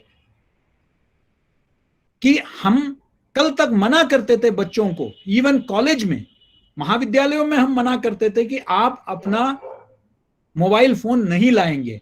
आज हम उन्हीं बच्चों से कह रहे हैं मोबाइल फोन से सीखो। कितना परिवर्तन 1 साल के अंदर, क्या क्रांतिकारी परिवर्तन आ गया है, यह अपने आप में देखने की बात है। इसका एक दूसरा पक्ष भी है, उस पर हम आएंगे। कोरोना को, क्योंकि इसमें पत्रकारिता के छात्र और संकाय भी जुड़े हुए हैं, कई लोग थोड़ा से मायूस हैं कोरोना के बाद पत्रकारिता का क्या हाल होगा, बदहाल है। मैं उनसे कहना चाहता हूं कि चिंता मत करिए। अभी के जो आंकड़े अर्नस्ट एंड यंग, E&Y जिसको कहते हैं, इकोनॉमिक्स से जो जुड़े हुए लोग सब उससे जानते हैं, और E&Y और फिकी ने मिलकर, federation of Indian chambers of commerce and industry, मिलकर इन्होंने जो आंकड़े निकाले हैं कि 24% की गिरावट आई थी मीडिया सेक्टर में। और उनका अभी कहना है कि मीडिया एंड एंटरटेनमेंट सेक्टर, जिसको एक साथ देखा जाता है, उसमें 25% का उछाल आने वाला है। यानी कि मायूसी की कहीं कोई गुंजाइश नहीं है। कुछ आंकड़े, वैसे तो ये सब आंकड़े सार्वजनिक हैं, मेरे पास कोई एक्सक्लूसिव आंकड़े नहीं हैं, लेकिन फिर भी मैं जरूर चाहता हूं कि आपका ध्यान आकर्षित करूं। डेंसू का एक डिजिटल रिपोर्ट है, डेंसू डिजिटल, बड़ा ही सम्मानजनक रिपोर्ट माना जाता है। इनका यह कहना है कि 2022 तक जो ग्रोथ है वो 70,343 करोड़, ये डिजिटल ग्रोथ हम उम्मीद कर रहे हैं। सिर्फ इसी वर्ष में 2021 अंत तक ये आंकड़ा 62,577 करोड़ पे है। यानी कि 10.8% की बढ़ोतरी। अब सुनिए, अब इसमें सिर्फ डिजिटल स्पेस में हम लोग देख रहे हैं मार्केट शेयर 15.3, ये हम देख रहे हैं डिजिटल में। यानी कि 28% जो विज्ञापन 28% विज्ञापन हम देख रहे हैं कि डिजिटल की तरफ जा रहा है। प्रिंट में 25%, और टेलीविजन, जाहिर है कि आज भी टेलीविजन में ही सबसे ज्यादा विज्ञापन होता है, और इसका मार्केट शेयर लगभग 41% होगा। यानी कि प्रिंट अब धीरे धीरे, मैं ये तो नहीं कहूंगा कि अस्त हो रहा है। भारत उन चंद मुल्कों में है जहां आज भी प्रिंट का जो बढ़ोतरी है वो आज भी दिखाई दे रही है। उसका कारण अलग है कि प्रिंट आज डिजिटल मोड में भी चला गया है। आज जिला स्तर पर संस्करण शुरू कर चुके हैं और एक सामुदायिक समाचार पत्र का रूप ले लिया है प्रिंट ने। प्रिंट आज जन सरोकार के मुद्दों को ज्यादा उजागर कर रही है, और खासकर ये बढ़ोतरी आपको भाषाई पत्रकारिता में दिखाई देगी। अंग्रेजी पत्रकारिता में बढ़त नहीं हो रही है कोई खास, बहुत कम, न्यूनतम। लेकिन हिंदी और अन्य भाषाओं में हम देख रहे हैं कि बढ़त दिखाई दे रही है। यानी कि आज भी 25% विज्ञापन आज भी जो है अखबारों को मिल रहा है, लेकिन डिजिटल एडवर्टाइजिंग यानी कि डिजिटल विज्ञापन 23,673 करोड़ का बजट है डिजिटल का। आप सोच सकते हैं कि कितना बड़ा बजट, यानी कि 28% ये पूरे आपके एडवर्टाइजिंग इंडस्ट्री का आपको इधर आ रहा है। एक आध और आंकड़े देकर मैं अपने विषय पर आऊंगा, क्योंकि ये आंकड़े बहुत जरूरी है पृष्ठभूमि में रखना, इसको समझना बहुत जरूरी है। आदरणीय कुलपति महोदया ने रेडियो का जिक्र किया। रेडियो में 23%, हम लोग सोच रहे होंगे रेडियो खत्म हो गया, लेकिन रेडियो आज शाम के समय फुर्सत में, शनिवार रविवार को छुट्टी के दिनों में रेडियो सुनते हैं लोग, यानी कि 23% है इसका जो हम लोग इसका ग्रोथ देख रहे हैं।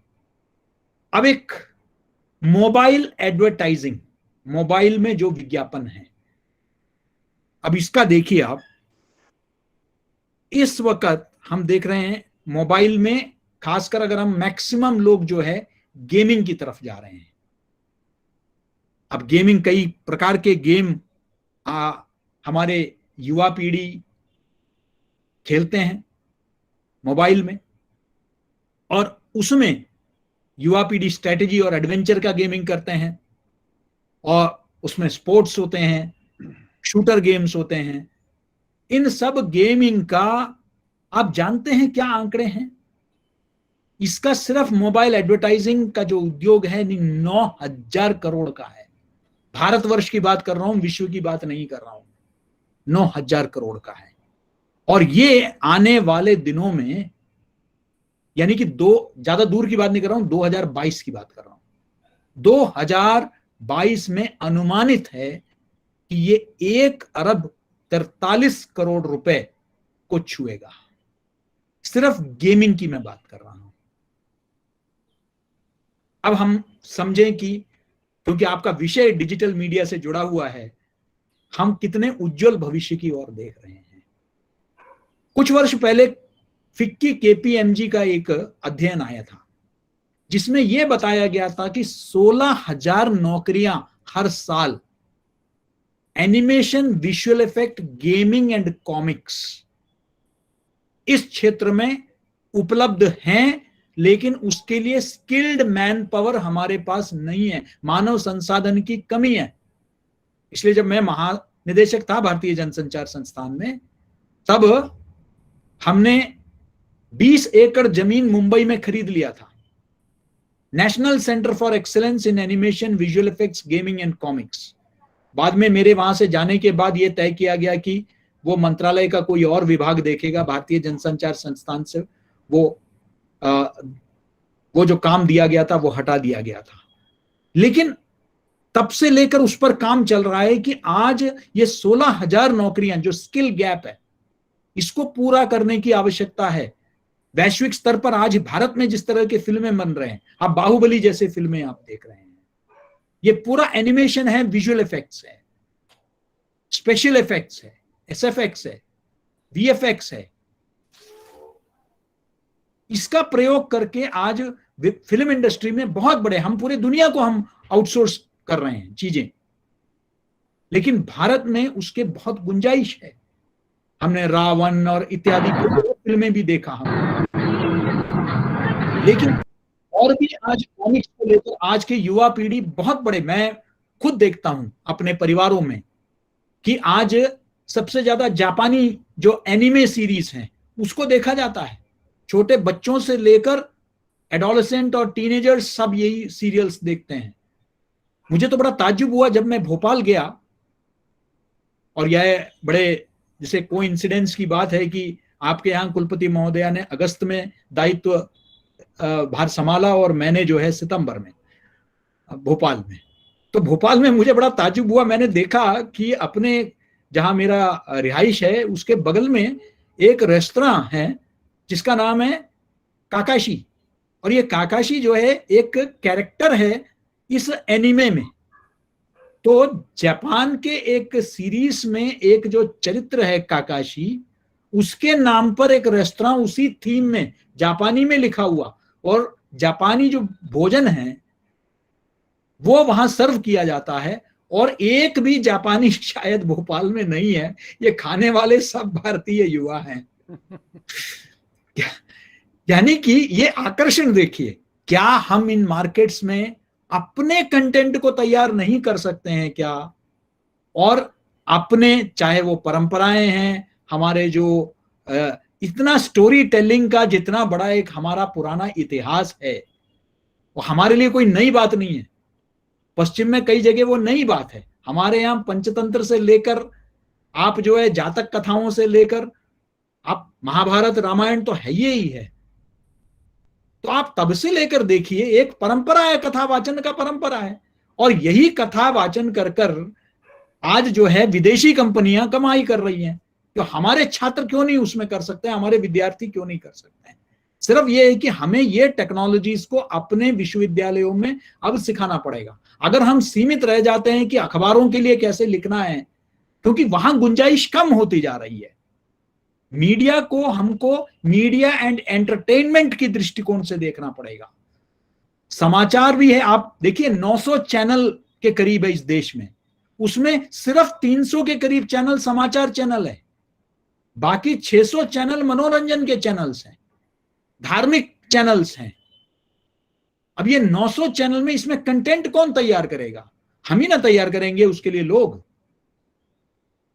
तो हमें उसके लिए लोग तैयार करने होंगे, इसका मैन पावर हमको तैयार करना पड़ेगा।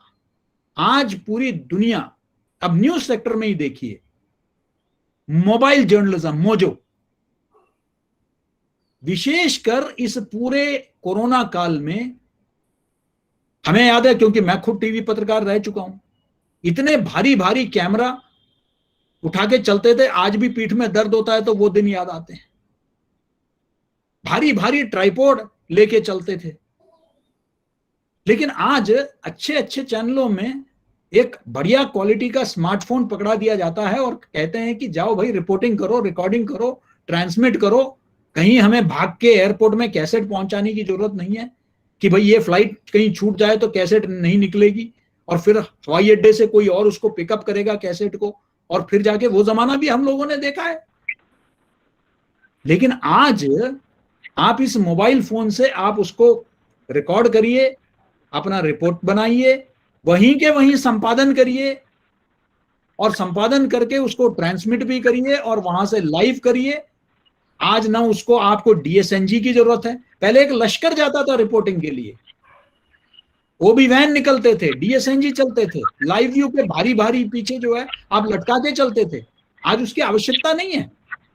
आज तो 5 मंजिला जो स्टूडियोस होते थे वो सब सिमट के एक छोटे से मोबाइल फोन में आ गया है। पिक्चर क्वालिटी, फिल्म क्वालिटी के पिक्सेल्स आपके कैमरास जो है आजकल लगने लगे हैं, जिससे आप बढ़िया फिल्म शूट कर सकते हैं। इस क्वालिटी के आने लगे हैं। टेक्नोलॉजी कहां से कहां पहुंच गया। हमने भारतीय जनसंचार संस्थान में हमने उस वक्त ड्रोन पत्रकारिता सिखाना शुरू कर दिया। अब कहेंगे कि अरे वो कौन सा क्रांतिकारी काम हो गया? कोई क्रांतिकारी काम नहीं है। आपके बगल वाला स्टूडियो शादी में ड्रोन लगाता है, लोग नाच रहे हैं और वो एक चीज आके आसपास घूमता है, उड़न खटोला। अब ये जो ड्रोन है, आज इस कंटेनमेंट जोन के समय में, जब आपके यहां कंटेनमेंट जोन जहां आप जा नहीं सकते हैं, कोविड हॉटस्पॉट्स हैं, कई जगह भीड़ भड़क्का आपको दिखाई देता है, आप उधर ड्रोन्स के जरिए रिपोर्टिंग कर सकते हैं, ड्रोन्स का इस्तेमाल कर सकते हैं। थोड़ा और नियमों में बदलाव लाना पड़ेगा, खासकर जहां एयरफोर्स स्टेशन है, एयरपोर्ट है, वहां कुछ सुरक्षा के कुछ नियम होते हैं। लेकिन आप अगर वो ला देंगे, और मैंने देखा इसका उदाहरण, अभी जब पिछले वर्ष जगन्नाथ जी का रथ यात्रा हुआ था पुरी में, तब हमने देखा जगन्नाथ जी के बालभद्र के और सुभद्रा जी के जो रथ थे उसके इर्द गिर्द छोटे छोटे ड्रोन घूम रहे थे। ये सारे चैनल वहां के थे क्योंकि सुप्रीम उच्चतम न्यायालय ने निर्देश दिए थे कि आपको बहुत ज्यादा भीड़ नहीं करना है कोरोना के डर से, तो उन्होंने सबने ड्रोन का इस्तेमाल करना शुरू किया। अब ड्रोन इतने चल रहे थे और ड्रोन से इतना बढ़िया सुंदर शॉट्स हर दिशा से इतने करीब से, जो शायद आपका कैमरा या आपका जो है सारा जितनी भी व्यवस्था से आप लोग करते थे वो सब क्रेन से लगा के आप लोग शूटिंग करते थे, वो सब उसके सामने विफल हो गया। इतना बेहतरीन क्वालिटी का आप लोगों तक पहुंचा पाए। रोबोटिक्स का इस्तेमाल हो रहा है, आर्टिफिशियल इंटेलिजेंस रिपोर्टिंग में मदद कर रहा है आज अंतरराष्ट्रीय स्तर पर। हमें इन सब चीजों को जरूरत है समझने की, एनिमेशन को, विजुअल इफेक्ट्स को, गेमिंग को, कॉमिक्स को। आज पूरा भविष्य मीडिया का इन क्षेत्रों में जा रहा है। अगर हम मात्र प्रिंट तक सीमित रह गए, अपने विश्वविद्यालयों में इलेक्ट्रॉनिक तक सीमित रह गए, तो हम एक बहुत बड़ा हिस्सा, एक बहुत उज्जवल भविष्य के जो है हम कहीं ना कहीं हम उसको उसकी तरफ ध्यान नहीं दे रहे हैं, जो हमसे छूटा जा रहा है। और ये आवश्यक है कि हम अपने युवा पीढ़ी को इस आने वाले बहुत ही एक्साइटिंग समय के लिए टेक्नोलॉजी का इसको तैयार करें। आज कस्टमाइज्ड कंटेंट है मीडिया में। आज मुझे टीवी बुलेटिन पूरा देखना नहीं पड़ेगा आधे घंटे का, अगर मुझे कोई समाचार चाहिए तो, और तब भी कोई गारंटी नहीं है कि उसके लिए तो प्रमुखता कोई और विषय को पकड़ लिया, बस उसी में आधा घंटा वो समय बिता देगा। जो मेरे लिए उपयोगी समाचार है वो आएगा भी या नहीं ये मुझे मालूम नहीं। मैं आधा घंटा बैठे देखता रहूंगा, आज मेरे पास इतना समय नहीं है। क्या मैं देखता रहूंगा? या एक अखबार है उसको मैं क्या शुरुआत से लेकर अंत तक पढ़ता रहूंगा कि मेरा जो उपयोगी समाचार है वो आया है या नहीं? नहीं। आज डिजिटल प्लेटफॉर्म के माध्यम से ये संभव है कि जौनपुर का मूल निवासी जो आज जोहान्सबर्ग में है, जोबर्ग में है, दक्षिण अफ्रीका में, उसके मन में यह है कि भाई मेरे जौनपुर में क्या हो रहा है, तो उसको कोई और अखबार पढ़ने की जरूरत नहीं है। जौनपुर का जो स्थानीय पत्रकार है, युवा पत्रकार जिसने जौनपुर पर रिपोर्ट बनाई है, उसको वो देखेगा और उसका दिन बन जाएगा कि चलो जी मैंने अपने जिला में क्या हो रहा है, अपने शहर में क्या हो रहा है मैं समझ चुका हूं, मुझे उससे मतलब है मेरे गांव में क्या हो रहा है। पूरा दुनिया में क्या हो रहा है वो बाद में देखा जाएगा। इस वक्त मेरे माँ बाप वहां हैं, मेरे बुजुर्ग दादा दादी वहां हैं, मैं जानना चाहता हूं कि सब सुरक्षित है, कोई घटना तो नहीं घटी है, लेकिन मैं जोहान्सबर्ग में बैठा हुआ हूं, जौनपुर में क्या हो रहा है मुझे सूचना नहीं है। कस्टमाइज्ड कंटेंट आज जौनपुर का छात्र दे सकता है उनको। मैं बताता हूं, मेरे एक मित्र हैं वो पंजाब में, वो पूरे दिन बैठ के एक प्रोग्राम बनाते हैं आधे घंटे का, पूरे पंजाब से वो समाचार एकत्रित करते हैं। वो जब समाचार एकत्रित करते हैं और शाम को उसका विश्लेषण करके उसको यूट्यूब में डाल देते हैं। अब हमने कहा कि भाई दिन भर का जो समाचार हर चैनल में चल रहा है, ये शाम को तुम किसी को दिखाओगे तो कोई क्यों देखेगा? कहते मैं पंजाब के लोगों को थोड़ी दिखा रहा हूं, मैं तो कनाडा में जो है उनको दिखा रहा हूं, अमेरिका में जो है उनको दिखा रहा हूं। तो जो कनाडा और अमेरिका में हैं, जो पंजाबी बसे हुए हैं, वो जानना चाहते हैं कि भाई ये साडे पिंड में हो क्या रहा है। उसके अंदर उत्सुकता है, अपने गांव में, अपने देहात में हो क्या रहा है वो जानने के लिए, वो कोई और नहीं दे रहा है। ये सूचना उसको मिल रहा है इस कस्टमाइज्ड कंटेंट से। तो इसलिए एक तरफ मैं मानता हूं कि एक मंदी का दौर है मीडिया में, लेकिन भविष्य क्या है? भविष्य है कि इसी छोटे जिलों से भी आज हम इस टेक्नोलॉजी के चलते, इस डिजिटल मीडिया के चलते आज हम एक अंतरराष्ट्रीय मंच को संबोधित कर सकते हैं। हमारे एक मित्र है जम्मू में, अंगलू साहब है, भानावत जी भी जानते हैं उन्हें। वो एक रेडियो स्टेशन चलाते हैं, इंटरनेट रेडियो, जिसका नाम है रेडियो शारदा।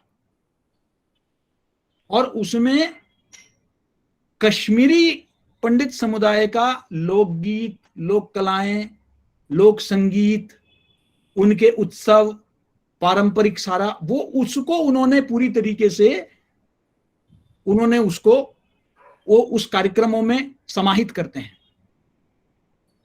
नतीजा पूरे विश्व के जो कश्मीरी पंडित समाज है वो उनको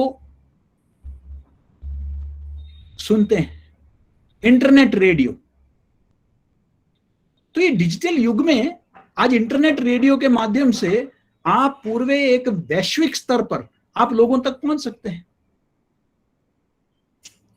अब हम कहते हैं रेडियो अब कौन सुनता है, रेडियो के बहुत फायदे हैं, जिसका माननीय कुलगुरु ने यहां चर्चा की। रेडियो में मुझे सामने बैठने की आवश्यकता नहीं है देखने के लिए। मैं चलते चलते अपने गाड़ी में अपना और काम करते हुए मैं उसको सुन सकता हूं। तो इसलिए आज भी खेतों में, समंदर में मछुआरे ये सब मौसम के बारे में जानते हैं तो वो रेडियो के माध्यम से जानते हैं। कार में जो रेडियो चलता है वो बहुत लोकप्रिय हो गया, एफएम रेडियो स्टेशंस। बीच में लॉकडाउन हुआ तो एक बड़े पैमाने पर जो शुरू हुआ वो है पॉडकास्ट। डिजिटल युग में ये जो पॉडकास्ट है, ये पॉडकास्ट के आने के बाद आप यकीन नहीं करेंगे, एचटी मीडिया से लेकर टाइम्स इंटरनेट से लेकर जितने बड़े कंपनियां हैं मीडिया के, उन सब ने कई 100 करोड़ इसमें निवेश कर रखे, क्योंकि वो समझ गए हैं कि भविष्य पॉडकास्ट में है। और सिर्फ ये बड़ी कंपनियां नहीं है, आज चाहे वो हमारे लोक कथाओं को लेकर हो, संगीत को लेकर हो, एडवेंचर को लेकर हो, स्पोर्ट्स को लेकर हो, आज बहुत सारे लोगों ने पॉडकास्ट शुरू कर दिया है अपने व्यक्तिगत स्तर पर। हमारे एक मित्र हैं, वो सिर्फ शेर और शायरी पर उनका एक पॉडकास्ट है और उसको सुनने के लिए बहुत सारे सब्सक्राइबर मिल गए। युवा पीढ़ी आज बड़े पैमाने पर आज पॉडकास्ट सुन रहे हैं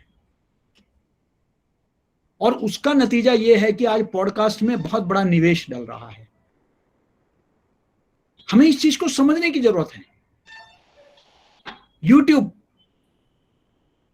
मैं ऐसे पत्रकार मित्रों को जानता हूं जिन्होंने मुख्य धारा की पत्रकारिता, तथाकथित मुख्य धारा की पत्रकारिता, अब उसे मुख्य धारा कहना तो थोड़ा सा बेईमानी होगी, क्योंकि मैं घर बैठे बैठे अपने फेसबुक के माध्यम से 5000 लोगों से बात करता हूं। मैंने अगर एक स्तंभ लिख दिया तो पता नहीं 500 लोग भी उसको पढ़ेंगे या नहीं, लेकिन एक फेसबुक में मेरा रिपोर्ट है वो 5000 लोग पढ़ लेंगे। ट्विटर में मैंने कुछ लिख दिया तो हजारों लोग उसको पढ़ेंगे। आज यूट्यूब में लाखों के हिसाब से लोगों को फॉलोवर्स मिल रहे हैं, उनको यूट्यूब के बटन्स मिल रहे हैं, कोई सिल्वर बटन दिखा रहा है, कोई गोल्ड बटन दिखा रहा है, और गूगल एडसेंस का विज्ञापन तो आ ही रहा है, अन्य स्रोतों से भी विज्ञापन आता है। आज बिल्कुल स्वतंत्र होकर, स्वतंत्र पत्रकारिता, डिजिटल मीडिया का एक सबसे बड़ा, ये जो आपने जो बात कही है, मैं मानता हूं कि स्वर्णिम अगर कोई अवसर है तो वो स्वतंत्र पत्रकारिता का है। क्योंकि अक्सर हम कहने लगे हैं कि कारपोरेटाइजेशन के बाद जो कॉर्पोरेटाइजेशन हुआ है, बाजारीकरण हुआ है, तो कहीं ना कहीं महत्वपूर्ण सामाजिक मुद्दे नदारद हो गए हैं। जो सामाजिक विमर्श होना चाहिए वो कहीं ना कहीं दिखाई नहीं दे रहे हैं, क्योंकि जब निजी हित, निजी स्वार्थ, निहित स्वार्थ, कॉर्पोरेट हावी हो जाता है। संपादक, आज पता नहीं हम में से कितने लोग, एक जमाना था जब बड़े बड़े साहित्यकार संपादक हुआ करते थे। हमारे पंडित माखनलाल चतुर्वेदी जी खुद एक संपादक, महान संपादक हुआ करते थे। आज लोग संपादकों के नाम नहीं जानते। भाई अखबार है, अखबार का संपादक कौन है ये पता नहीं, सोचना पड़ेगा जरा। अब स्थानीय संस्करण का तो पता है फिर भी, लेकिन मीडिया के छात्र बिल्कुल नहीं। अब हमारे समय में तो संपादकों के नाम से ही अखबार जाना जाता था, लेकिन आज नहीं, क्योंकि संपादक का जो संस्था है वो हाशिए पे आ गया है। आज मार्केटिंग विभाग तय करता है कि समाचार कैसे और कितना जाना चाहिए, ये एक हकीकत है। तो ऐसे में स्वतंत्र पत्रकारिता, ये बहुत लोग सुनना चाहते हैं पत्रकारों को, अलग अलग विषय को लेकर। कई पत्रकार आज पत्रकारिता हमारे एक, और जरूरी नहीं है कि वो सिर्फ समाचार को लेकर, विचार को लेकर ही चलेंगे।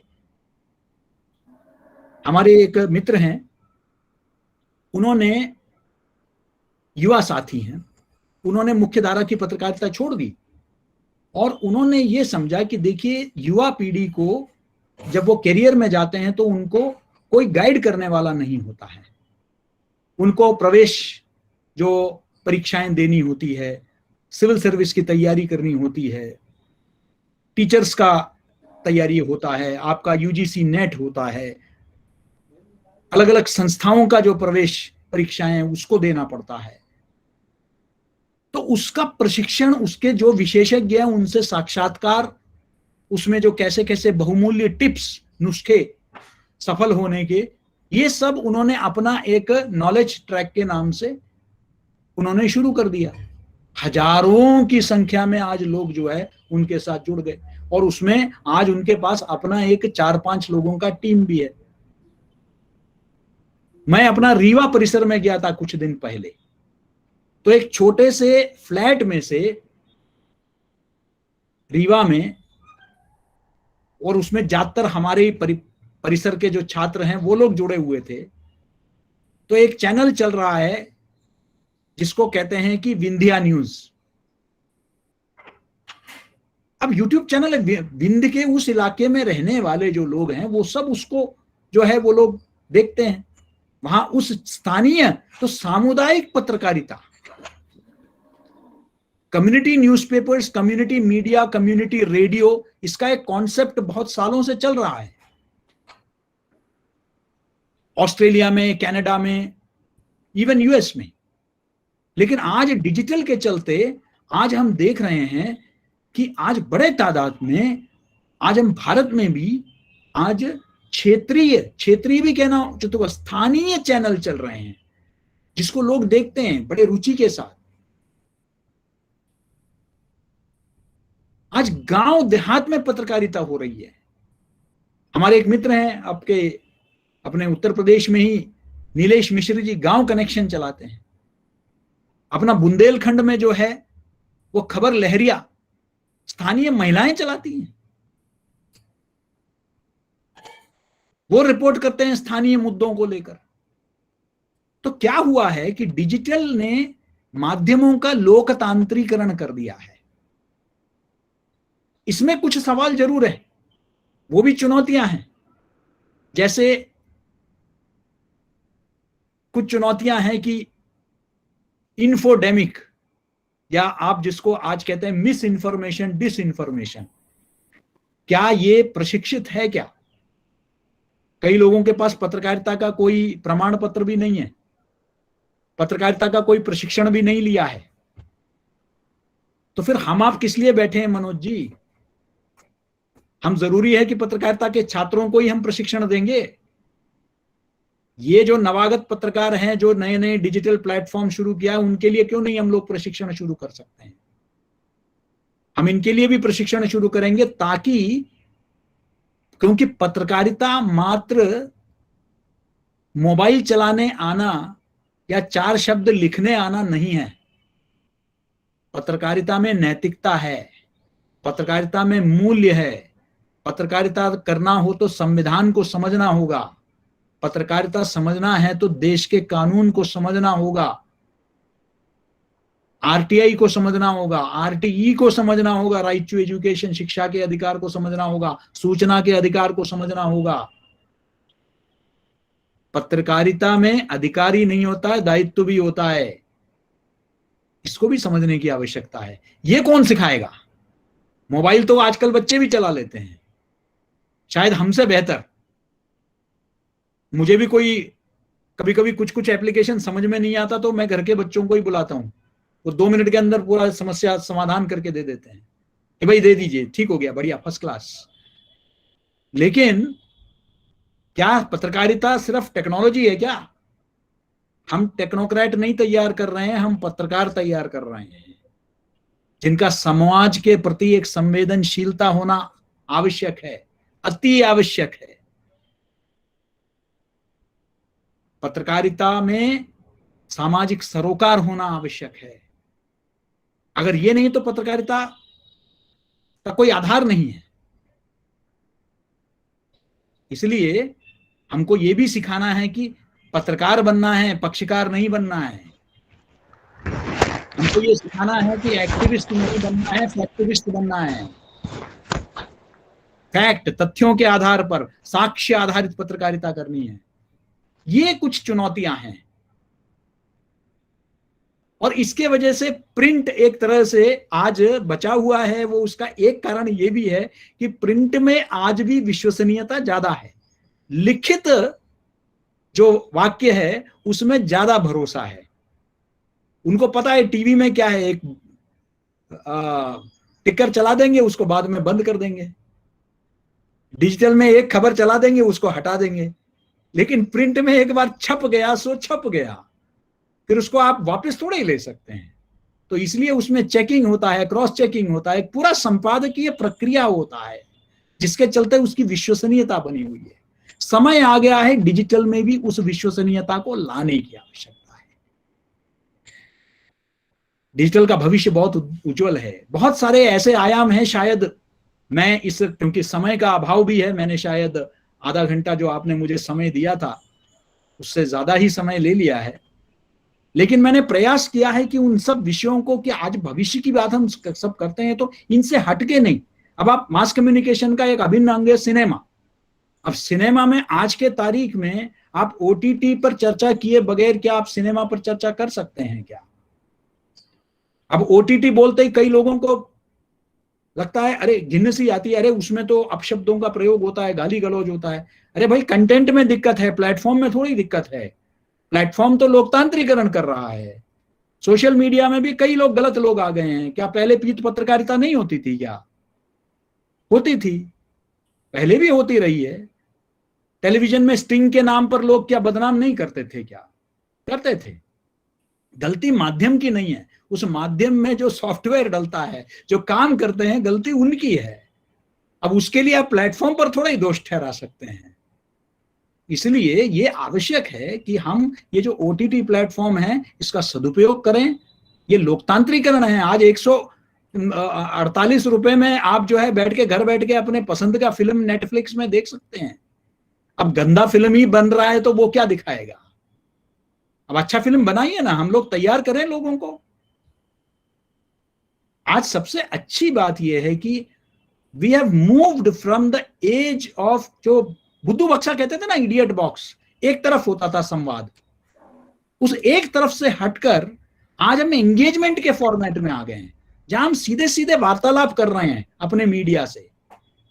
कोई अगर उल्टा सीधा कुछ दिखा देता है तो तुरंत हम लगा देते हैं ट्विटर पे, फेसबुक में, तुरंत ये क्या फालतू बोल रहा है ये। उसको फीडबैक मिल जाता है तुरंत 2 मिनट के अंदर। कभी कभी अपशब्द भी हो जाता है, उसको ट्रोलिंग भी कहा जाता है, लेकिन तुरंत फीडबैक मिल जाता है। आज आप बच के नहीं रह सकते। 1 हफ्ते बाद आप बैठ के कागज में चिट्ठी लिखेंगे संपादक के नाम पत्र, फिर वो छापेगा नहीं छापेगा। अब यहां तुम नहीं छापोगे तो हम कहीं और छपवा देंगे, कोई दिक्कत नहीं है। हमारा सोशल मीडिया काफी है 5000 लोगों तक पहुंचना, इतना फास्ट हो गया है। कल ही एक अनुभव हुआ, कल किसी ने मेरा डुप्लीकेट आईडी बना दिया फेसबुक में और उसने एक व्यक्ति को संपर्क किया।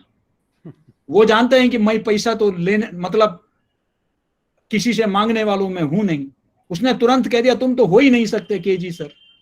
उन्होंने पहला काम किया, उसने कह दिया कि, उन्होंने कह दिया कि बोलो क्या करना है। वो जो भी वो चोर था उसने कहा, तो उन्होंने कह दिया बोल दिया, हमने पुलिस को बोल दिया है। और उन्होंने लिंक निकाल के हमको भेजा, हमने उसको अपने स्टेटस में डाल दिया। 10 मिनट के अंदर पेज ही गायब हो गया उसका। सबने मिलकर उसको जो है ब्लॉक करवा दिया, रिपोर्ट कर दिया और ब्लॉक कर गया, भाग गया। आज सब कुछ इतना फास्ट है कि आप जो है शीघ्र आप जो है कार्रवाई कर सकते हैं। आज लोग, आज ट्विटर के माध्यम से, मेरा खुद का अनुभव है, मैं कई उदाहरण दे सकता हूं, लेकिन मेरा खुद का अनुभव है, जहां काम नहीं हुआ, कोई शिकायत देनी थी तुरंत मैंने ट्विटर में डाला टैग करते हुए और तुरंत मुझे रिस्पांस मिला। आज अगर चिंतित है बड़े बड़े कारपोरेट घराने, सरकारें, तो वो ये है कि सोशल मीडिया में क्या चल रहा है भैया, ट्रेंडिंग क्या हो रहा है, कुछ हमारे बारे में तो नहीं है। सोशल मीडिया मॉनिटर किया जाता है कि कौन क्या लिख रहा है। सबसे ज्यादा यूनिवर्सिटीज में तक, निजी विश्वविद्यालयों में भी मैंने काम किया है, वहां अगर चिंता किसी बात का ये है कि भैया ये कोरा में क्या आ रहा है, कोरा में उल्टा सीधा तो नहीं छप रहा है, क्योंकि कोरा में किसी ने उल्टा सीधा छाप दिया तो लिख दिया तो फिर उसको हटाना बड़ा मुश्किल है। तो ये डिजिटल युग है, जिम्मेदारी जवाबदेही लोगों की बढ़ गई है। कभी भी हम किसी को भी संपर्क कर सकते हैं, किसी के भी ध्यान में। पहले हम पहुंच नहीं सकते थे मंत्रियों तक, सांसदों तक, आज हम सिर्फ टैग कर देते हैं, उन तक बात पहुंच जाती है और समाधान भी हो जाता है कई समस्याओं का। ये विषय ऐसा है जिस पर घंटों हम विमर्श कर सकते हैं, लेकिन मैंने प्रयास किया है गागर में सागर भरने की आधे घंटे के समय में। क्षमा चाहता हूं अगर कुछ छूट गया तो, लेकिन आपने मुझे अपने विश्वविद्यालय में मुझे आमंत्रित किया, आदरणीय संजीव भानावत जी के सह मुझे भी सुनने का आपने जो है एक, मुझे भी आप सबसे रूबरू होने का एक अवसर आपने मुझे प्रदान किया, इसके लिए मैं कृतज्ञ हूं। और आप सभी को शुभकामनाएं। ये 7 दिन का कार्यशाला निश्चित ही बहुत ही लाभदायक होगा आप सभी के लिए, और आप सब इस नए विमर्श और नए आयाम जो आप यहाँ समझेंगे, इसको आगे अपने छात्रों के बीच में, अपने अपने विश्वविद्यालयों में, अपने शैक्षणिक संस्थाओं में आप इसको ले जाएंगे, ये मेरा पूरा विश्वास है। और आप सब भी जरूर मेरे साथ मेरे सोशल मीडिया प्लेटफॉर्म के जरिए, मेरे विश्वविद्यालय के सोशल मीडिया प्लेटफॉर्म के जरिए जुड़ सकते हैं। बहुत बहुत धन्यवाद, नमस्कार। बहुत बहुत धन्यवाद सर, अद्भुत, बढ़िया, बहुत ही अच्छा, बहुत बढ़िया, बहुत अच्छा, बहुत सुंदर व्याख्यान। आपने अतीत, वर्तमान और भविष्यगत तीनों बिंदुओं पे बहुत अच्छी चर्चा की, और आपने लोकतांत्रिकरण के बारे में जो डिजिटल मीडिया को कहा, ये आपने बहुत उसको सार्थक आपने साबित किया। ये बहुत अद्भुत रहा।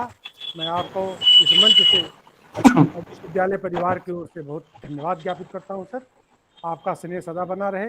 और अब अगली कड़ी में, अब ये सत्र समापन की ओर है, मैं अगली कड़ी में हमारे विभाग के असिस्टेंट प्रोफेसर और आयोजन समिति के आयोजन सचिव डॉक्टर सुनील कुमार जी को मैं सादर आमंत्रित करता हूं कि आप आए और धन्यवाद ज्ञापन करें।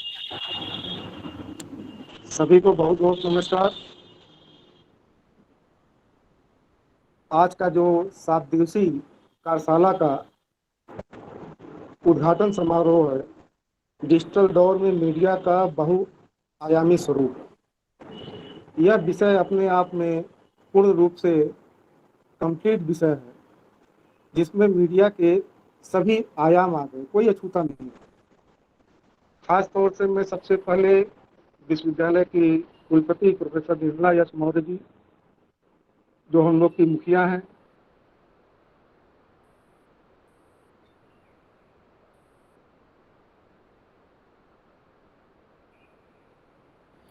आवाज नहीं आ रही है सुनील जी, आवाज नहीं आ रही है।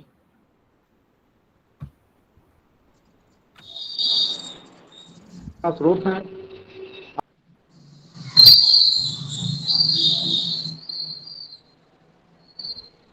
बहुत बहुत धन्यवाद सर। नेटवर्क की गड़बड़ी के कारण सुनील सर की आवाज नहीं आ पा रही है। मैं मनोज सर से आग्रह करूंगा कि कार्यक्रम के समापन के तरफ अग्रसर हों। Doctor Manoj Mishra sir. धन्यवाद दिग्विजय।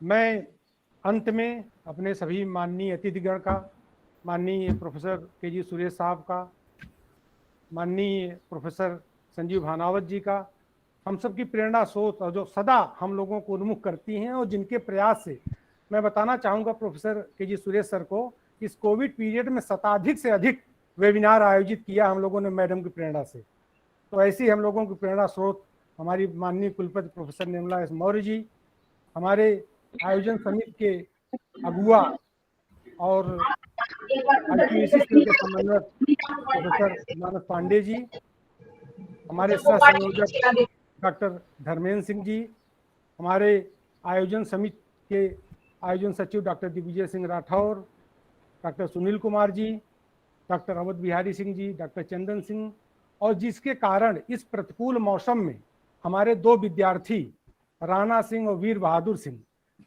टीम एटीआई के जरिए हम सभी को जोड़े हैं। मैं बहुत धन्यवाद ज्ञापित करता हूं, उन्होंने बहुत मेहनत किया और हम सभी साथ में जुड़े हुए विभिन्न राज्यों से हमारे सभी आचार्यगण, सह आचार्यगण और सहायक आचार्यगण,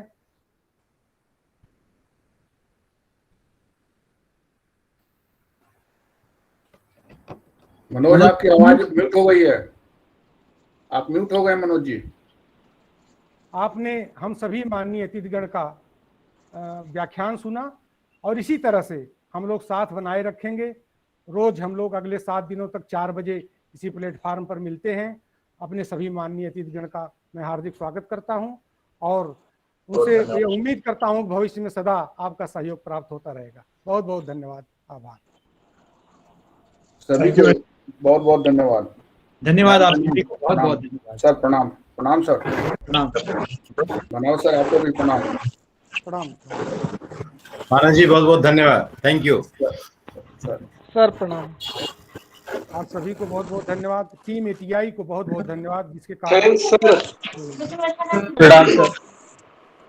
सर बहुत बहुत धन्यवाद आपको, बहुत अच्छा आयोजन किया आपने। हम लोग फिर 4 बजे मिलते हैं। आप सभी का हार्दिक स्वागत है कल 4 बजे। आप सभी को धन्यवाद। प्रणाम। प्रणाम सर। प्रणाम। धन्यवाद सर।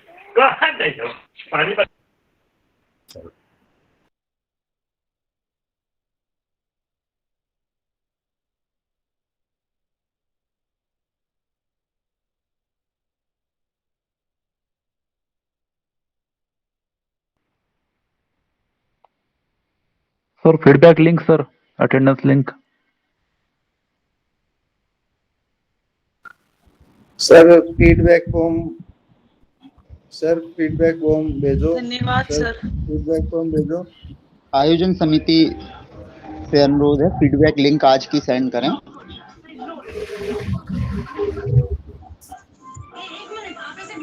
सर आज की फीडबैक फॉर्म सेंड करें।